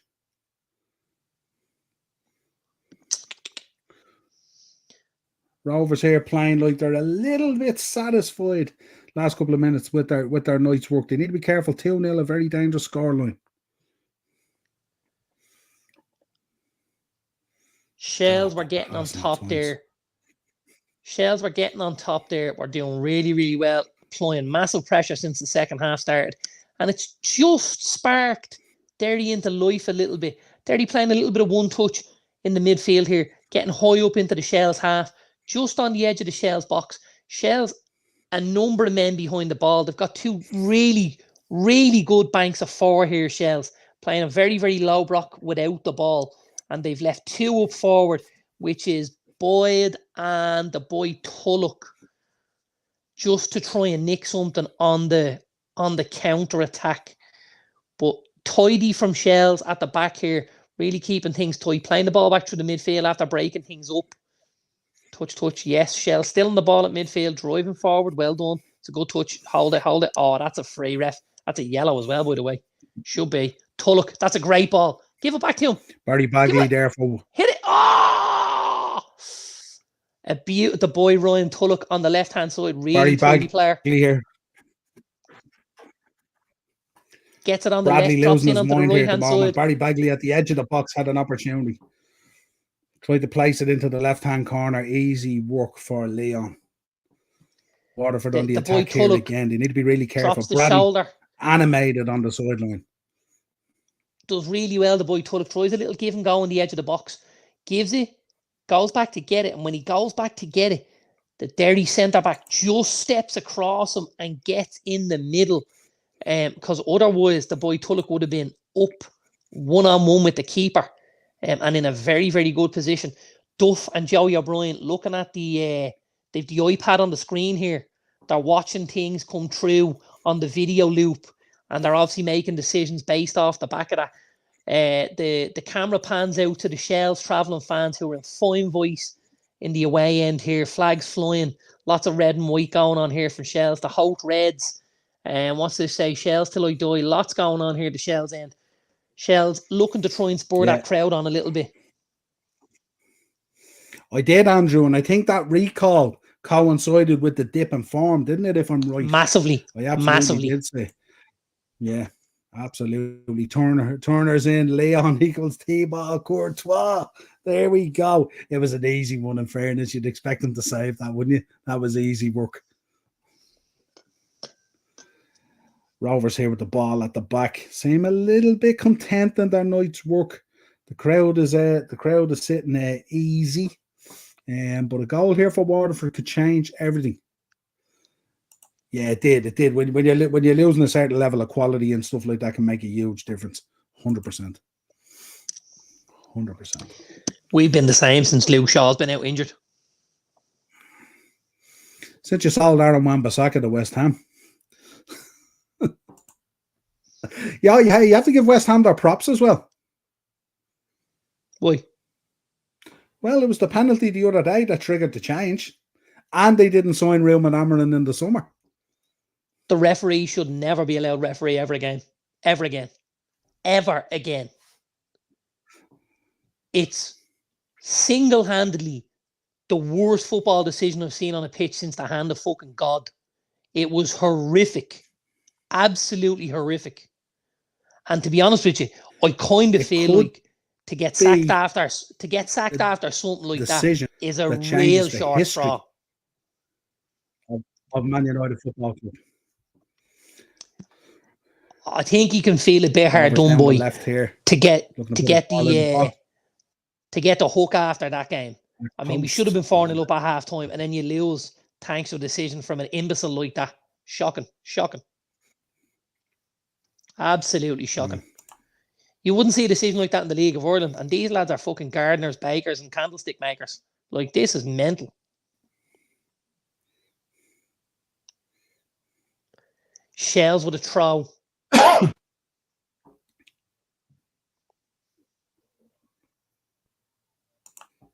Has it down this FAI stuff, doesn't he? We have a substitution happening here for Shamrock Rovers.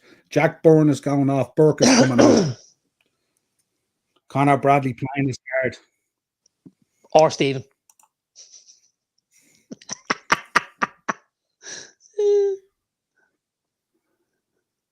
Yeah, mad for Connor Bradley, aren't you? No, I am, yeah. Love Connor Bradley. That's the third time tonight he's managed Rovers.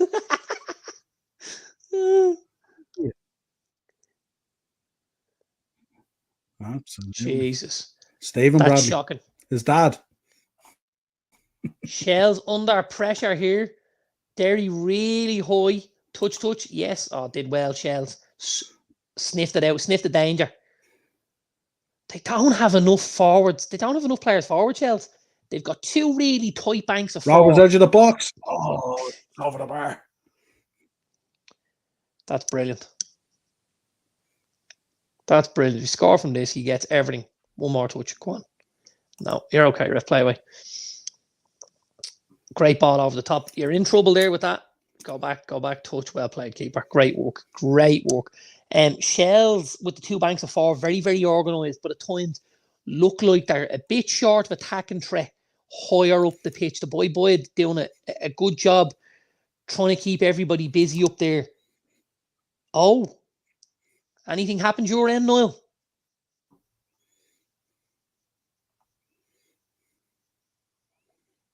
Niall? Ball into the box from Waterford. Waterford have just made it 2-1. Lovely ball in from the right-hand side. Lovely flick to the far post. Ball into the bottom corner. 2-1 Waterford. Game on, folks. Game on. Nice little move down the right-hand side from Waterford. Really nice move. That's a beautiful ball in from Ben McCormick. it's Lovely a good flick into ball the in, far post. but it's really poor From defending Pádraig from the Amond. set. Pádraig Amond, told you, called it earlier on, didn't he? A goal poacher, the lad is. Absolute goal poacher. Came across the front of him, didn't he? Got to be honest, it's a shocking piece of defending from the centre back, though. It's Ricardo Lopez, and it's a shocking piece of defending. Yeah. He's very slow off the blocks. He lets Amon get across the front of him, and Amon sweeps it past the keeper Rovers into the far box. stick. Oh. Waterford really giving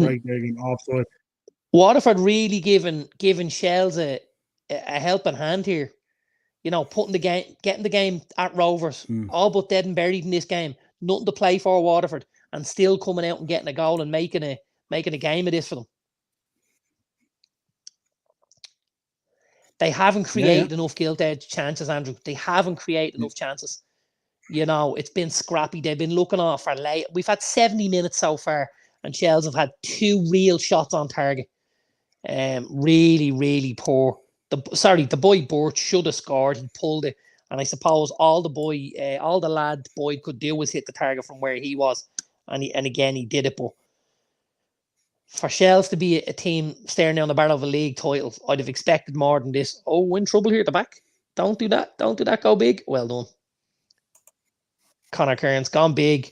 That'll hang up in the wind. Yeah, you can chase him all day long. That's brilliant. That's brilliant. Who's that? That's a super piece of work there. Shells go long with the keeper. There's a touch back to the keeper, and Kearns is launched. He's launched it over the Derry back 4, and the ball looks like it's going out. And instead of going out, the Shells substitute goes and tries to keep the ball in play, which is Alistair Coote, and he keeps it in play. And Shells resurrect their attack over at the Derry corner flag. Really, really good. Yeah, Ali Coote, really good. He's done a good job for his team there since he's come on. Seems to be putting a shift in. Shell's knocking the ball around to the back. Voice. Waterford with a free kick here, just outside, central, just outside Shamrock Rovers box here. Another substitution coming in. Number 27 Boyd cross into the box. Off. Touch. McManamy. Yeah, still alive. Coming Get it off. in. Oh, he dug it. McDonald coming on. Shells dig a cross out. It's Gannon who digs the cross out for Shells. And he puts one of the better crosses into the box. But it was Boyd who was down the channel that had won the ball. So when the ball came into the box, there was nobody there from Shells to attack it. Really, really poor. Damien Duff will be pulling the last of his hair out watching this. Keith Long will be fuming here. Great opportunity for a free kick. 3 Waterford players standing over it. Ball straight into a 3-man wall. Real disappointing. Waterford at the moment on the attack down the right-hand side. Ball into the box. Header back in. Oh, what a save. Did he save or did it come off the crossbar? Oh, it was a looping header back in, heading in. The Waterford faithful are on fire at the moment here in full fights. Ball in. Let's see what happened here. Did he touch it onto the crossbar? Looping back into the far corner. No, keeper nowhere near it. Came off the top of the crossbar and out. So close. My God, what an end to this season. Shells making a change here. 74 minutes on the clock. Tulloch has come off. He's been Shell's best player by a country mile. Shells has come off. Shells player has come off. Tulloch has come off. He's replaced by Harry Wood. And then the boy Seydou Diallo. Seydou Diallo has just come off for Derry, and he's been replaced by Jacob Davenport. We're just seeing the pictures here from Tallaght Stadium of the header, and it's the Waterford City header that's just come back off the top of the crossbar. Very unlucky. Looping header, great effort. Yeah, super effort. Yeah. Goalkeeper all ends up done and dusted. He's beaten if it drops under the crossbar, I think. Bradley's heart in his hands right now. Waterford looking plucky this half, I have to say. Real plucky. Waterford down the left-hand side. Recycle Play into square, the open middle. out. Yeah.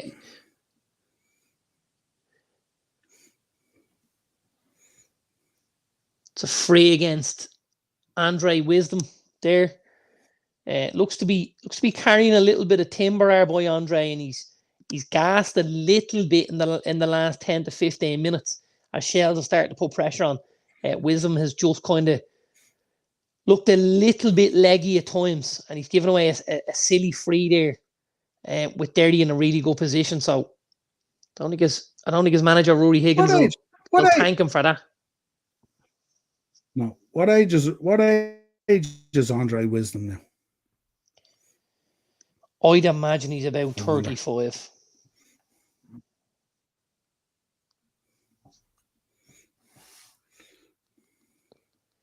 I'd imagine he's about 35, but it's not. Doesn't seem to be showing me too much of a squad. Let's have a look here. Keith Long at the moment, giving it large at the moment. Looking in good spirits though, but giving it large.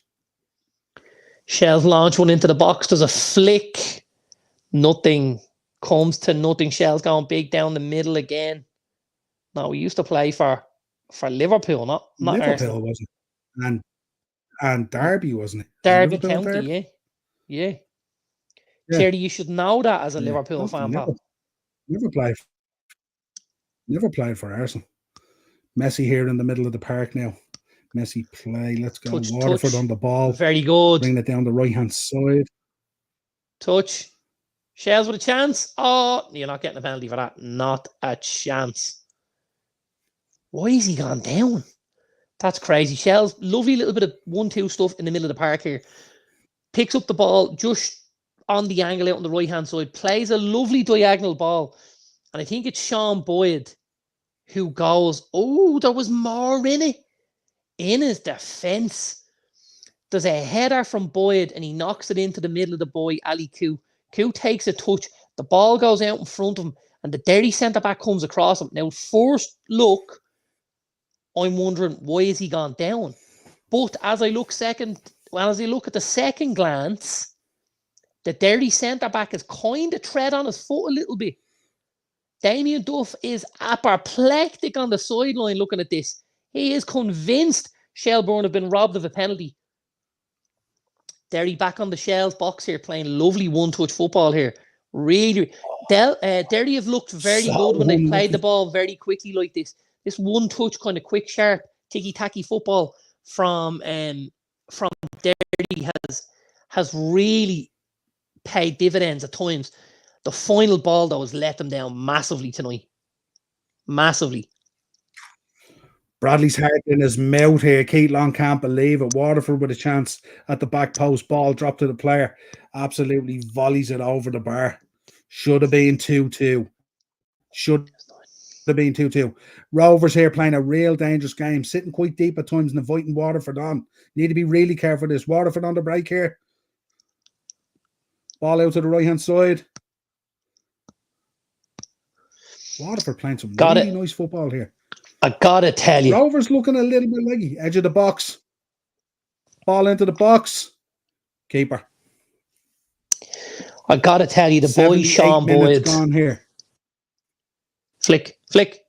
The boy Sean Boyd has done phenomenal for Shells. Hit it. That's a great strike. Oh! Who struck that? Oh my God, what a strike. Who is it? It's Koo again. The ball breaks outside the 18-yard box on the angle. It bounces. Koo hits like a little side volley. He cuts across it and it's arcing back into the far corner. And the keeper, Brian Maher, has gone full stretch for it. Hasn't got a touch to it. And as it goes past the post, Maher lets out a big sigh of relief. Can't believe it's gone past the post. I think for all ends up, he thinks he's beaten there and it's gone into the far post. That's a great strike for the boy Koo, who's been superb since he's come on. Absolutely superb. Been involved in a lot of Shells good stuff since he's come on here, Koo. Wouldn't surprise me if he's involved in something that maybe gets them a goal.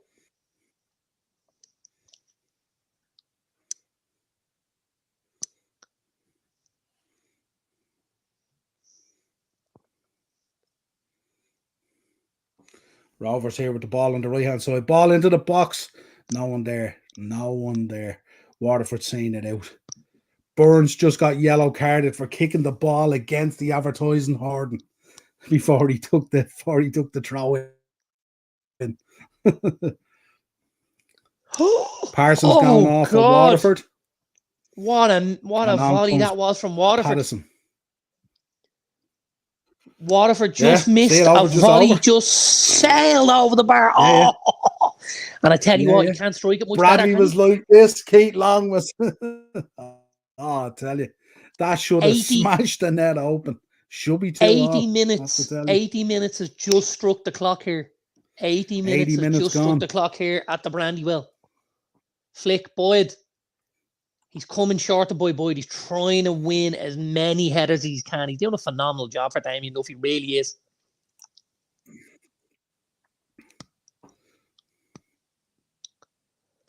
Derry again look much better when they play very, very quick. You know, O'Neill off, Kenny on. 1-2 touched football. Been much better when they play like that. And Pillman.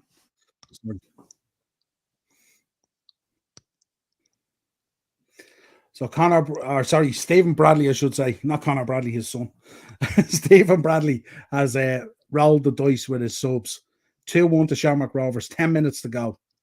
This is it. They were looking a little bit leggy. They were looking quite deep, and they were inviting Waterford on. What a ball. What a ball. That's brilliant. Patterson touches that, you're in trouble here. Big unit. Very good. It's a big unit. Yeah. Great ball in behind. How was that? Make a run for it. The Rovers player was cupping the Waterford player. How was that a free kick to Rovers? Rovers with a long ball in. Right hand side of the box. Waterford recycle.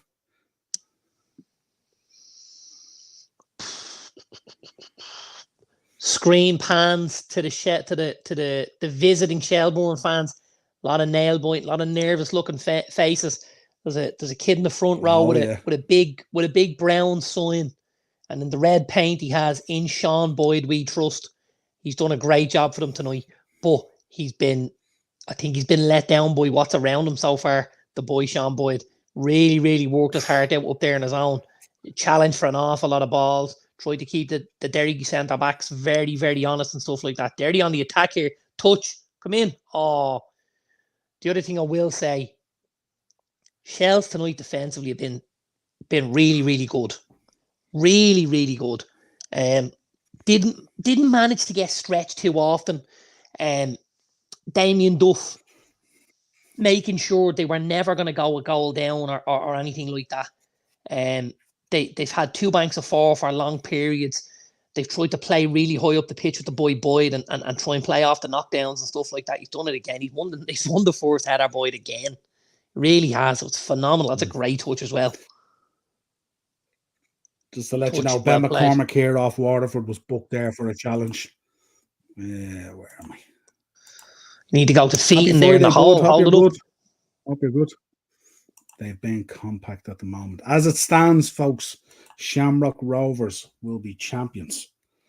We have 8 minutes to go, roughly, plus stoppages here at the moment. That's a ball. Boyd again. A lot of header. substitutions. Knockdown.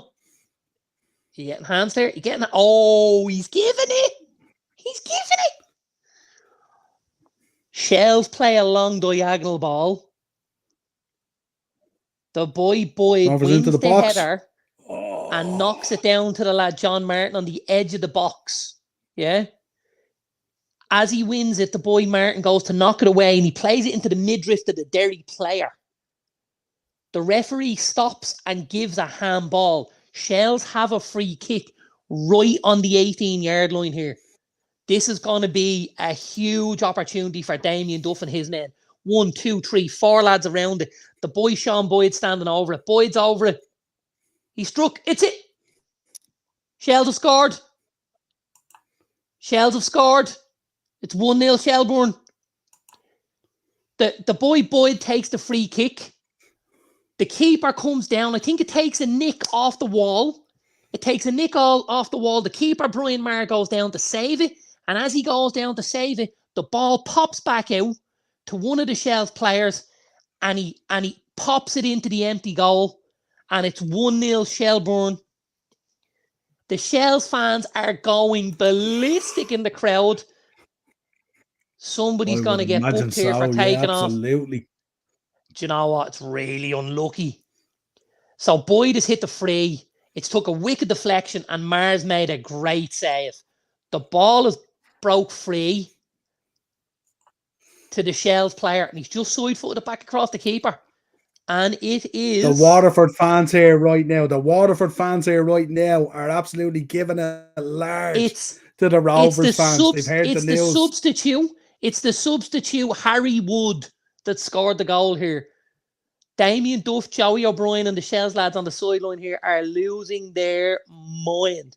There's been a card. The boy Wood took the jersey off, ran towards the corner flag. The boy Wood has been carded now. He's gotten the yellow card. Shells a goal up here in the 85th minute at the Roy McBride Brandywell. And it is the all going on. Fans are going crazy here at Tallaght Stadium. Yeah. Words after filtering through. Bradley just standing there, can't believe it. The Shamrock Rovers fans glued to their seats right now. Glued to their seats. There is drama here. Shelbourne. There is going to be late drama here, I believe. This isn't over by a long chalk. What looks like is happening now is, that's a great win, that header. What looks like is happening right now. Hit it. Shells look like, as we saw earlier on in the game, are very happy to sit in. And they're sitting in 2 banks of 4. Shelbourne, 63 points plus 13 goal difference, will win the league if it stays like this. The referee has come over to Conor Kearns, the Shelbourne goalkeeper, and has booked him for time wasting. There he went, missed an effort, and the ball went wide, and the boy Kearns was very, very slow to go and get the ball. Now, it'll be interesting to see what Kearns does with the goal kick here. Is he going to go long, and are they going to try and play off Sean Boyd and live high up in that pitch? They are. That looks like what's happening. Kearns is inside the netting. He's going all the way with the kick. He's gone as long as he can. He's going to try and stick it onto Boyd. Boyd wins the header as well, by the way. What a header. He's been phenomenal, Sean Boyd. Shells trying to play off the knockdowns and the flicks. Yeah, the boy Alistair Q has the ball real high up here. Don't get that ball in the box. Go over and sit in that corner flag, kid. Yes, that's a free. That's a Shelbourne free. Very good. The boy Ali Q, who came on, the substitute in the second half, has been very good since he came on. Q gets the ball down the right-hand side, shapes as if he's going to put the cross in, and as he shapes, he just decides to shift his weight and move over towards the corner flag and kill a little bit of time. And the dirty fullback comes over and takes the legs out from underneath him. The Shells fans are in fine voice here. Fine voice here. It's all going very, very well for Shells here. It's going to be a nail bite in the last few minutes to it. Yeah. Boyd, Shells take the free and play a short free to the boy Boyd. Boyd goes over to the corner flag again. Boyd's trying to play with his back to the play, and he's trying to just keep the ball in the corner. The Derry lads coming in to try and take the legs and the ankles off him. You know, Shells obviously trying to waste time really high up here in the Derry end. I would imagine we're going to have about 5 minutes of added time here. I would imagine, with the substitutions and with the play, with the added time for the goal. How many subs did you have so far? Shells are going to make another one now. Yeah, so far, just to let you know, it had looked all Shamrock Rovers here. They were on the verge, but Shells, after coming up with a huge goal there up at Derry, to change it. Now looking like Shells are going to be crowned League of Ireland champions. Warren's in, go on the Shells. Nervy few minutes, absolutely, Andrew. 18 years since they won it. There we go. There we go. The boy Boyd again. Shells win it. Shells get a throw it to Boyd. Boyd kills a few seconds, tries to play it out off the centre back, doesn't manage it. But again, he's running the clock down here on his own, the boy Boyd. He's got the ball again. How's he won that? Yeah. Shells on the attack here. This is the boy Harry Wood who got the goal, by the way. He's picked the ball up and he's run 20 yards directly to the corner flag, and he's standing over it. Touch. He's got a corner as well, you know. That's a corner ball now. Throw in here on the left hand side for Shamrock Rovers. Feels like at the moment like the spirit is being sucked out of the place. A lot of players walking around with the shoulders down. Has word come true? Your definitely come true here. electricity man of the match is Jonathan Lunny in the Shells midfield. A little bit of a surprise. Don't think he's been great, if I'm honest. I certainly would have been looking at Sean Boyd. Yeah, he sure has. I'm a bit surprised he hasn't been given man of the match. Yeah, that I would agree wholeheartedly with you. I would agree You wholeheartedly. haven't mentioned them a whole lot either on the Watchalong, so you haven't? Well, I mean, Shells haven't played through their midfield at all. They've gone long. So if they go long all day, they've bypassed their midfield, meaning, it couldn't mean you were giving it to a centre-back or to a centre midfielder. Boyd again, winning the header in the middle of the pitch. He's up here in his own, Boyd. He's won it again. Has he won a free? Boyd's he's done so well. So there is going to be 7 minutes in the Brandywell. 7 minutes. 4 here at Rovers. 4 so minutes it'll be of extra over time at Rovers. Here at Derry Stadium. City on the attack. It'll be over in Tallaght Stadium first. Derry City will be trying to break down the Shells defence. 2 banks of 4. Probably a bank of 4 and a bank of 5. And then Sean Boyd on his own. Derry trying to play across the box. The great ball. Derry getting the ball in from that side. Away, Shells. Oh, Derry pouring it on a little bit. Shells to Andre Wisdom out on the right-hand side. Pulls the ball all the way across the box. Long throwing into the box here from Waterford. Rovers with the clearance. Touch, ball back into the box for Waterford. Save keeper. A lot of Rovers fans here now on their phones. Very dejected. Well, Derry City. Rovers doing a Harry Bossy. Derry City have got a corner kick here at the Brandywell. There is 92 minutes on the clock. The ball's about to come in. Ball into the box. A great ball. Keeper fumbles it. Oh my God. The keeper comes to punch it, and instead of making fists on it, takes it with his wrists and pans it down. And luckily, it doesn't go to anybody. That's a shocking attempt at a punch from the goalkeeper. Oh my God. Shell's looking for a free. The referee waves it away. Boyce has the ball for Derry. Derry are pouring on here for Shamrock Rovers. Absolutely pouring on. Looking to pour cold water on this Shelbourne party. That's a ball into the box. Touch.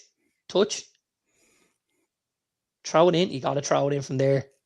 See, your problem is you don't get it in there from there. That's a good ball. Oh, it's come off the Shells defender. Quite lucky it's come off from outside the box. Otherwise, there could have been a question to be answered for a penalty, because it looks like it hits him on the hand as it goes across him. Jacob Davenport coming out to take another corner for Derry City. It's not a great ball. Rovers fans aren't even looking at this. They're on their phones. It's not a great ball. Davenport gets it. That's a great ball. Well done. I think it's full time at Bowes, is it? Finished 1-1, Bowes and Galway. It is, and Pats have just scored in the 91st minute to make it 2-0 as well. See that 2-0, yeah. Well, looking, most of the Rovers fans here are on their phones here. Would you believe I'm looking at the Shells fans, and I'm looking at 2 pals I know very, very well. A guy called Ben Malone, who is a huge Manchester United fan. Ben looks after my season tickets for me, and his son Gary, who was in school with me for 6 years in St. Fintan's. And Ben and Gary have obviously travelled up for the game and are standing in the Shells end.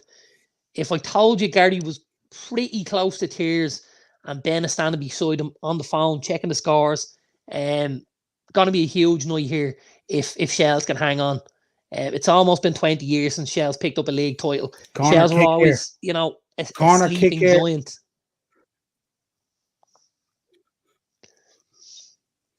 We're just in the last minute here. Corner kick on the left-hand side for Waterford. Ball into the box. Cleared. Free out. Absolute calamity of bodies all over the pitch there. Free out. Great ball in, actually. Best corner they've taken tonight, actually. Cleared the first man. There we go. Ref about to blow up here. Just finished 94th minute here. It's about to go full time here at Tallaght Stadium. Looks like Shamrock Rovers are going to win 2-1, but it looks like it's not going to be enough with an additional 3 minutes to go up at Derry City. 3 minutes Shelbourne are 1-0 up. And look like, in fairness to the Rovers fans, in full voice. as it should be.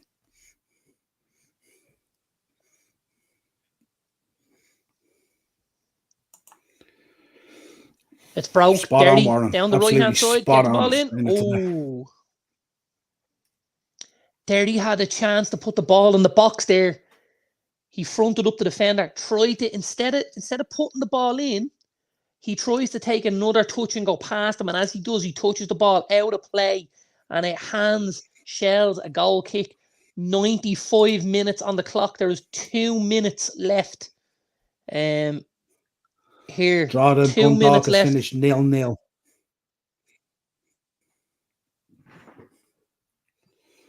Shells have gone long. They've gone to Boyd. He hasn't won the header or the free. That's brilliant by the boy Q. Great pressure. Great pressure. Much more pressure in the second half. Shells, I would think that's a good ball over the top from Wisdom. Oh no, the keeper's in no man's land. Oh, the Shells centre back gets the header the right way. This keeper's is a good shot stopper, but seems to be misreading certain situations, like from the balls over the top or from the corner kicks and stuff like that.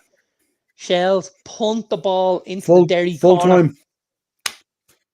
Full time at Tallaght Stadium. Shamrock Rovers 2, Waterford 1.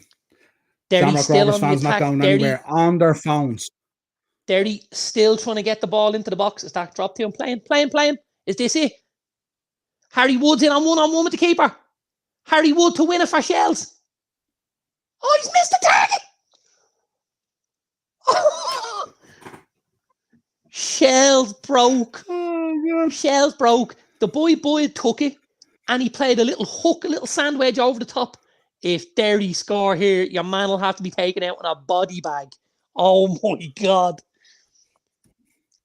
He got in one-on-one with the keeper. Long as left. And the ball seemed to... There's about 40 seconds. The ball looked like, when he got in one-on-one with the keeper, the ball looked like it bobbled up. And instead of being able to chip the keeper, it looked like it came off the shin guard and went out wide. It was horrific. Derry launching the ball into the box here. Derry City have... I thought it was a Derry corner. It's not. They've given offside. It's a Shell free out. 97 minutes on the clock. Damien Duff is doing this, saying blow it up, call it a day. Damien Duff. Referee, ball goes into the box. Back stick, Derry. Ball still alive. And it's over. It's over. Your Airtricity League champions, Shelbourne Football Club. Brilliant. My God. Brilliant. Congrats, Shells. Awesome. I'm looking there. There's a guy I know from the shop there. He's in the crowd at Shamrock Rovers. Miley. Awesome. Dylan. Big up, Dylan. Good to see you, pal. Oh, God. Damien Duff has gone over to Rory Higgins and he's gone over to the Derry management and stuff like that. He seems to be walking down. It looks like Duff has been led away down the tunnel because there's lads coming onto the pitch. The Shells fans climbing the barricades, coming onto the pitch, and they're obviously trying to get as close as they can to the players and stuff like that. And it looks like they're ushering a number of the players and a number of the management off the pitch to try and get them away off the pitch and get them to what you would describe as safety. But I mean, I don't think the Shells fans are there to do any damage to their own players. There's a lot of hugging and kissing going on. There's a lot of Shells lads, a lot of Shell supporters on the pitch, just looking to try and get to the players and to thank them for what they've done for the club and stuff like that. Let's see here. Who's this? Who's this now? About the disappointment here at Tallaght Stadium, but the fans still in there in full voice clapping the team and stuff like that. What a phenomenal season it's been. Incredible. Who's that? Congratulations to Shelbourne. Phenomenal. Absolutely phenomenal. Wood Caffrey, who's that?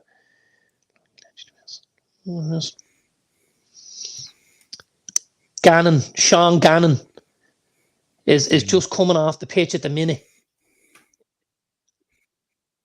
Serial trophy lifter, by the way, Sean Gannon. Absolutely serial trophy lifter. You have You have the link. You should be coming on now. You have the link. Jump on. Jump on and celebrate this. Jump on. You have the link. The link is in your email.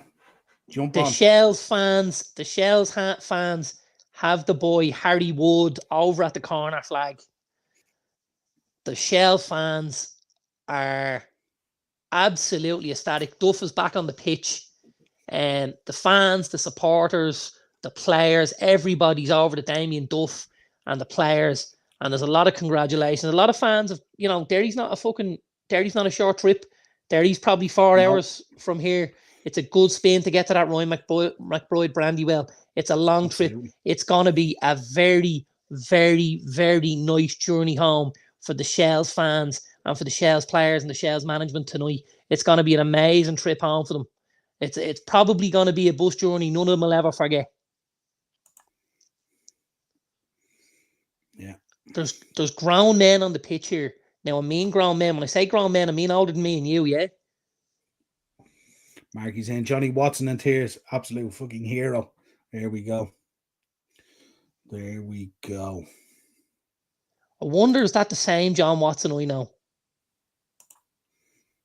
Continue the debate. Talk about it. Marky, is this John Watson with the glasses from Finglas who used to be the bouncer in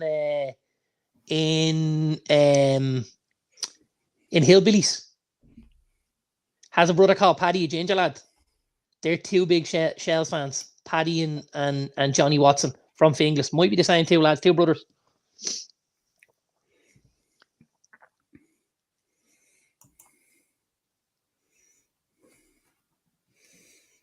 Tell you, hats off to Keith Long and Waterford, who put in a real shift and I made a real fist of it. Absolutely. Gave Shamrock Rovers a scare, didn't he? Absolutely, 100%. And had some great chances as well to steal a draw. Had some great chances. What a season. Even looking at that table, what a season. Hats off to Galway in 5th on 52 and all. Great show. Gotta tell you, hats off to Damien Duff. He's gone over to the Derry fans and he's walked from one corner flag to the other corner flag and he's applauded the Derry fans and they stood and applauded him back. Absolutely. As it should be. As it should be. Really, really good. He's been really under unbelievable pressure the last 8 to 10 weeks. Lots of questions being asked of Damien Duff over the last 10 to 12 weeks. Fair play to Shells getting over the line.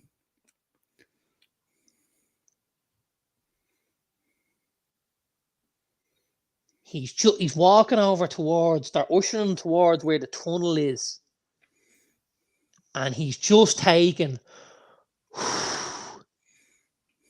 a massive breath. Gasp. Yeah. He's embracing somebody at the minute. One of the Shells players. I can't see who it is because I can't see the back of his shirt. I'm gonna say it was the boy Coote. It's the boy Ali Coote who came on and did really, really well from him. And he's just come over and he's embraced him. And they've had a couple of words. And the boy Coote's kind of said to him, you're the man, Gaffer. That's what it looks like. He says, it's on you, not us. He says he's the Shells kit man from Ringsend. Okay, there's another lad, Johnny Watson, big Shells fan as well. Johnny and Paddy, two brothers out of Inglis. Square tonight. They're just giving the man of the match award now here to the lad Jonathan Lunny.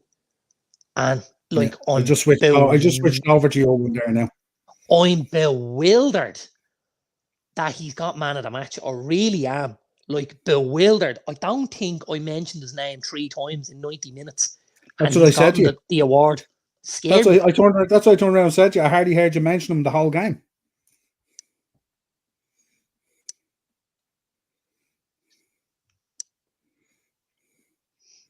What a phenomenal end to the season. It's just unbelievable.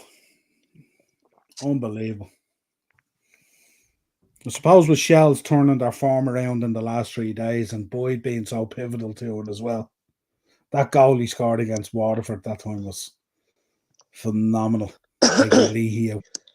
I think the massive thing for Shells has been they had their dip, but there was just enough time left for them to build a little bit of momentum and pick up a couple of victories to just get them over the line. And obviously, wins at this stage of the season don't need to be pretty. This is the type of victory that wins league titles. This is you're going away from home, your back's against the wall, tough, scruffy, dug it out, wasn't pretty. Did they deserve to win it? Probably. They were the better side, but it was a real dogged, gritty, determined performance from Shells, and they got over the line. And that's what it's all about tonight. 3 points, big 3 points. And you think the goal is never going to come? Like, you think this goal is just never going to come, and then it comes. And it comes so late in the day. It's the 85th minute when it comes. The Shells lads are being given out the Champions t-shirts. The Champions t-shirts, the League of Ireland Champions t-shirts are being given out. They've got the squad names down the back. Joey O'Brien is there with a couple of the lads. Sean Gannon. They're putting the t-shirts on. The box is open. The t-shirts are getting flung around here. And Shells are going to be getting the league title in the next couple of minutes.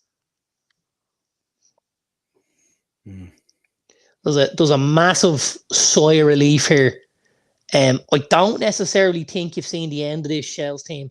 I actually think you might only be seeing the start of them, because I think they look like somebody who, getting over the line the first time will be the most difficult for them. But if they can build on what they have at the minute, they could blow a couple of teams out of the water next year with Damien Duff there still. Yeah. That'll be huge for them. To keep Damien Duff will be huge for Shells. Yeah.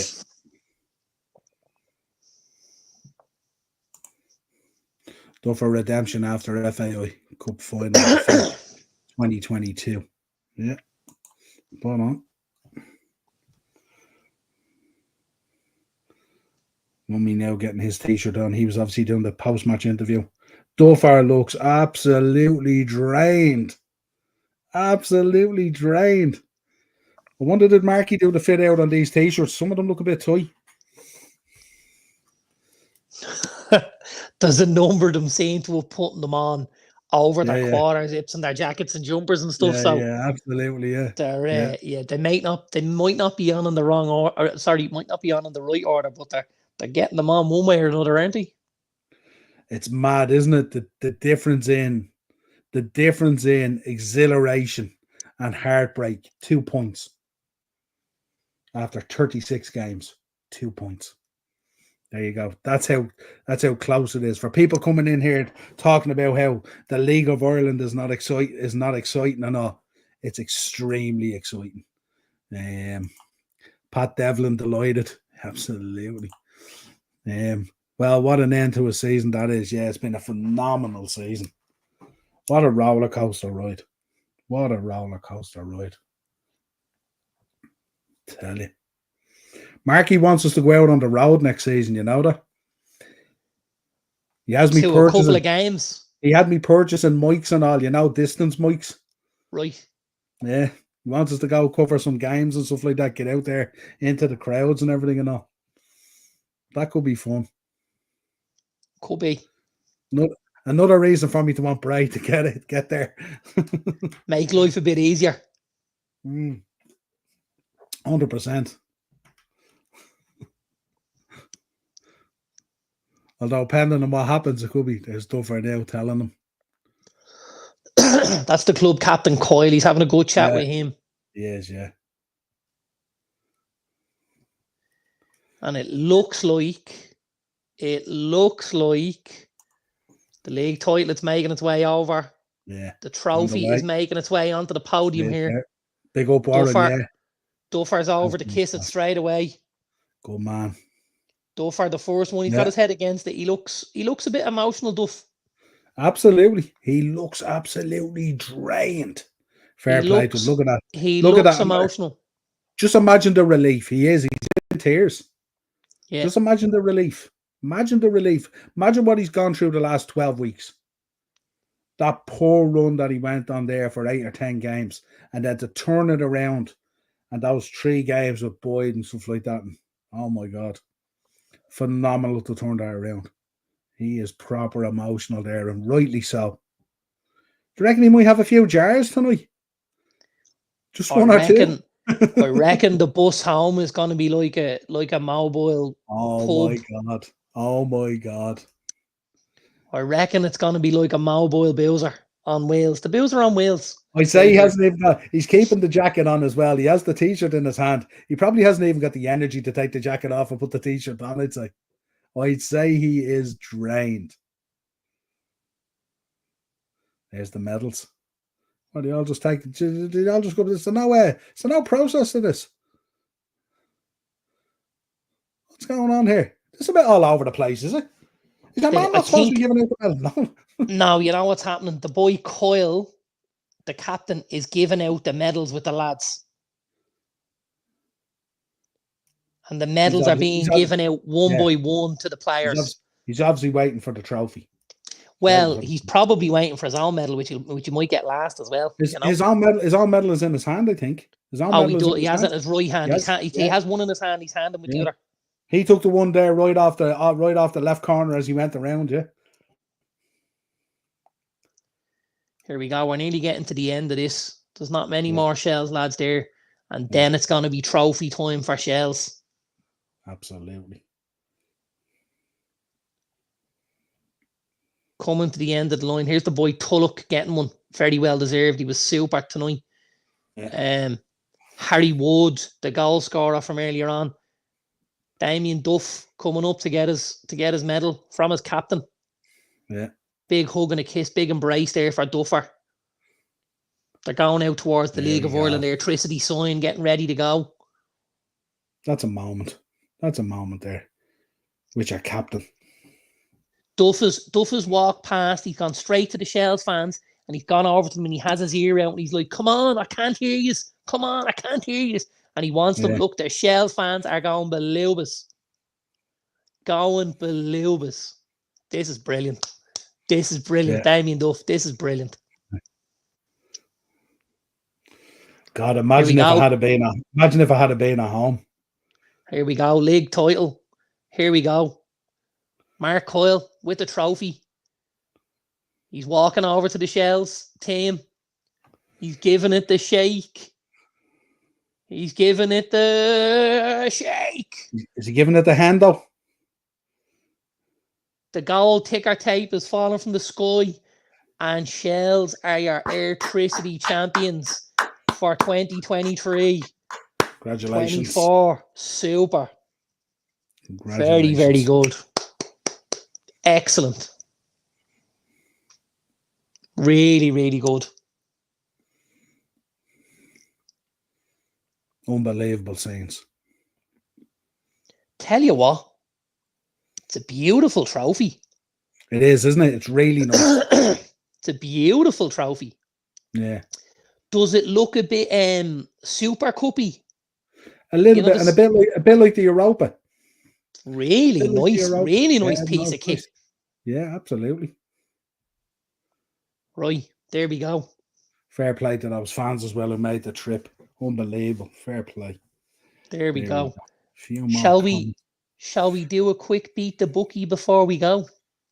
Yeah, absolutely. Go ahead. Anyone who says the League of Ireland is not exciting needs to get their heads examined. Spot on, Warren. And Andrew Niall, that's a great idea of going to the games and blogging from different teams. Yeah, absolutely. Absolutely. It'd be good crack. We'd have to get a team on the road there and have the crack and pick different games and stuff like that. We'd have a great laugh on them.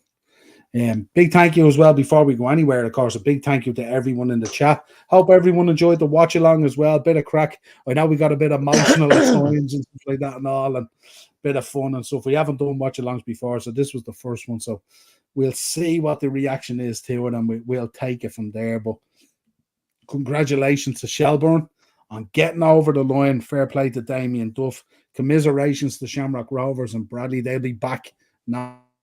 Doubt about it. They're an unbelievable outfit as well. And sets up for a real good season next season. Anyway, sure does. Give us your beat the bookies now. Yeah, just because you missed me last night, you weren't getting away without the beat the bookies. There we go. Result I'm about to score. I've gone Man City against Bournemouth. And I must check it. I'll check them against mine as well, actually. From last night. Well, I've gone Man City versus Bournemouth. Yeah. I've gone Liverpool versus Brighton. And I've gone Crystal Palace away at Wolves off the back of their impressive victory at Villa Park the other night. I think that might be the start of something for Crystal Palace. So we've gone City, Liverpool and Palace. Result I'm about to score 35-1. Okay.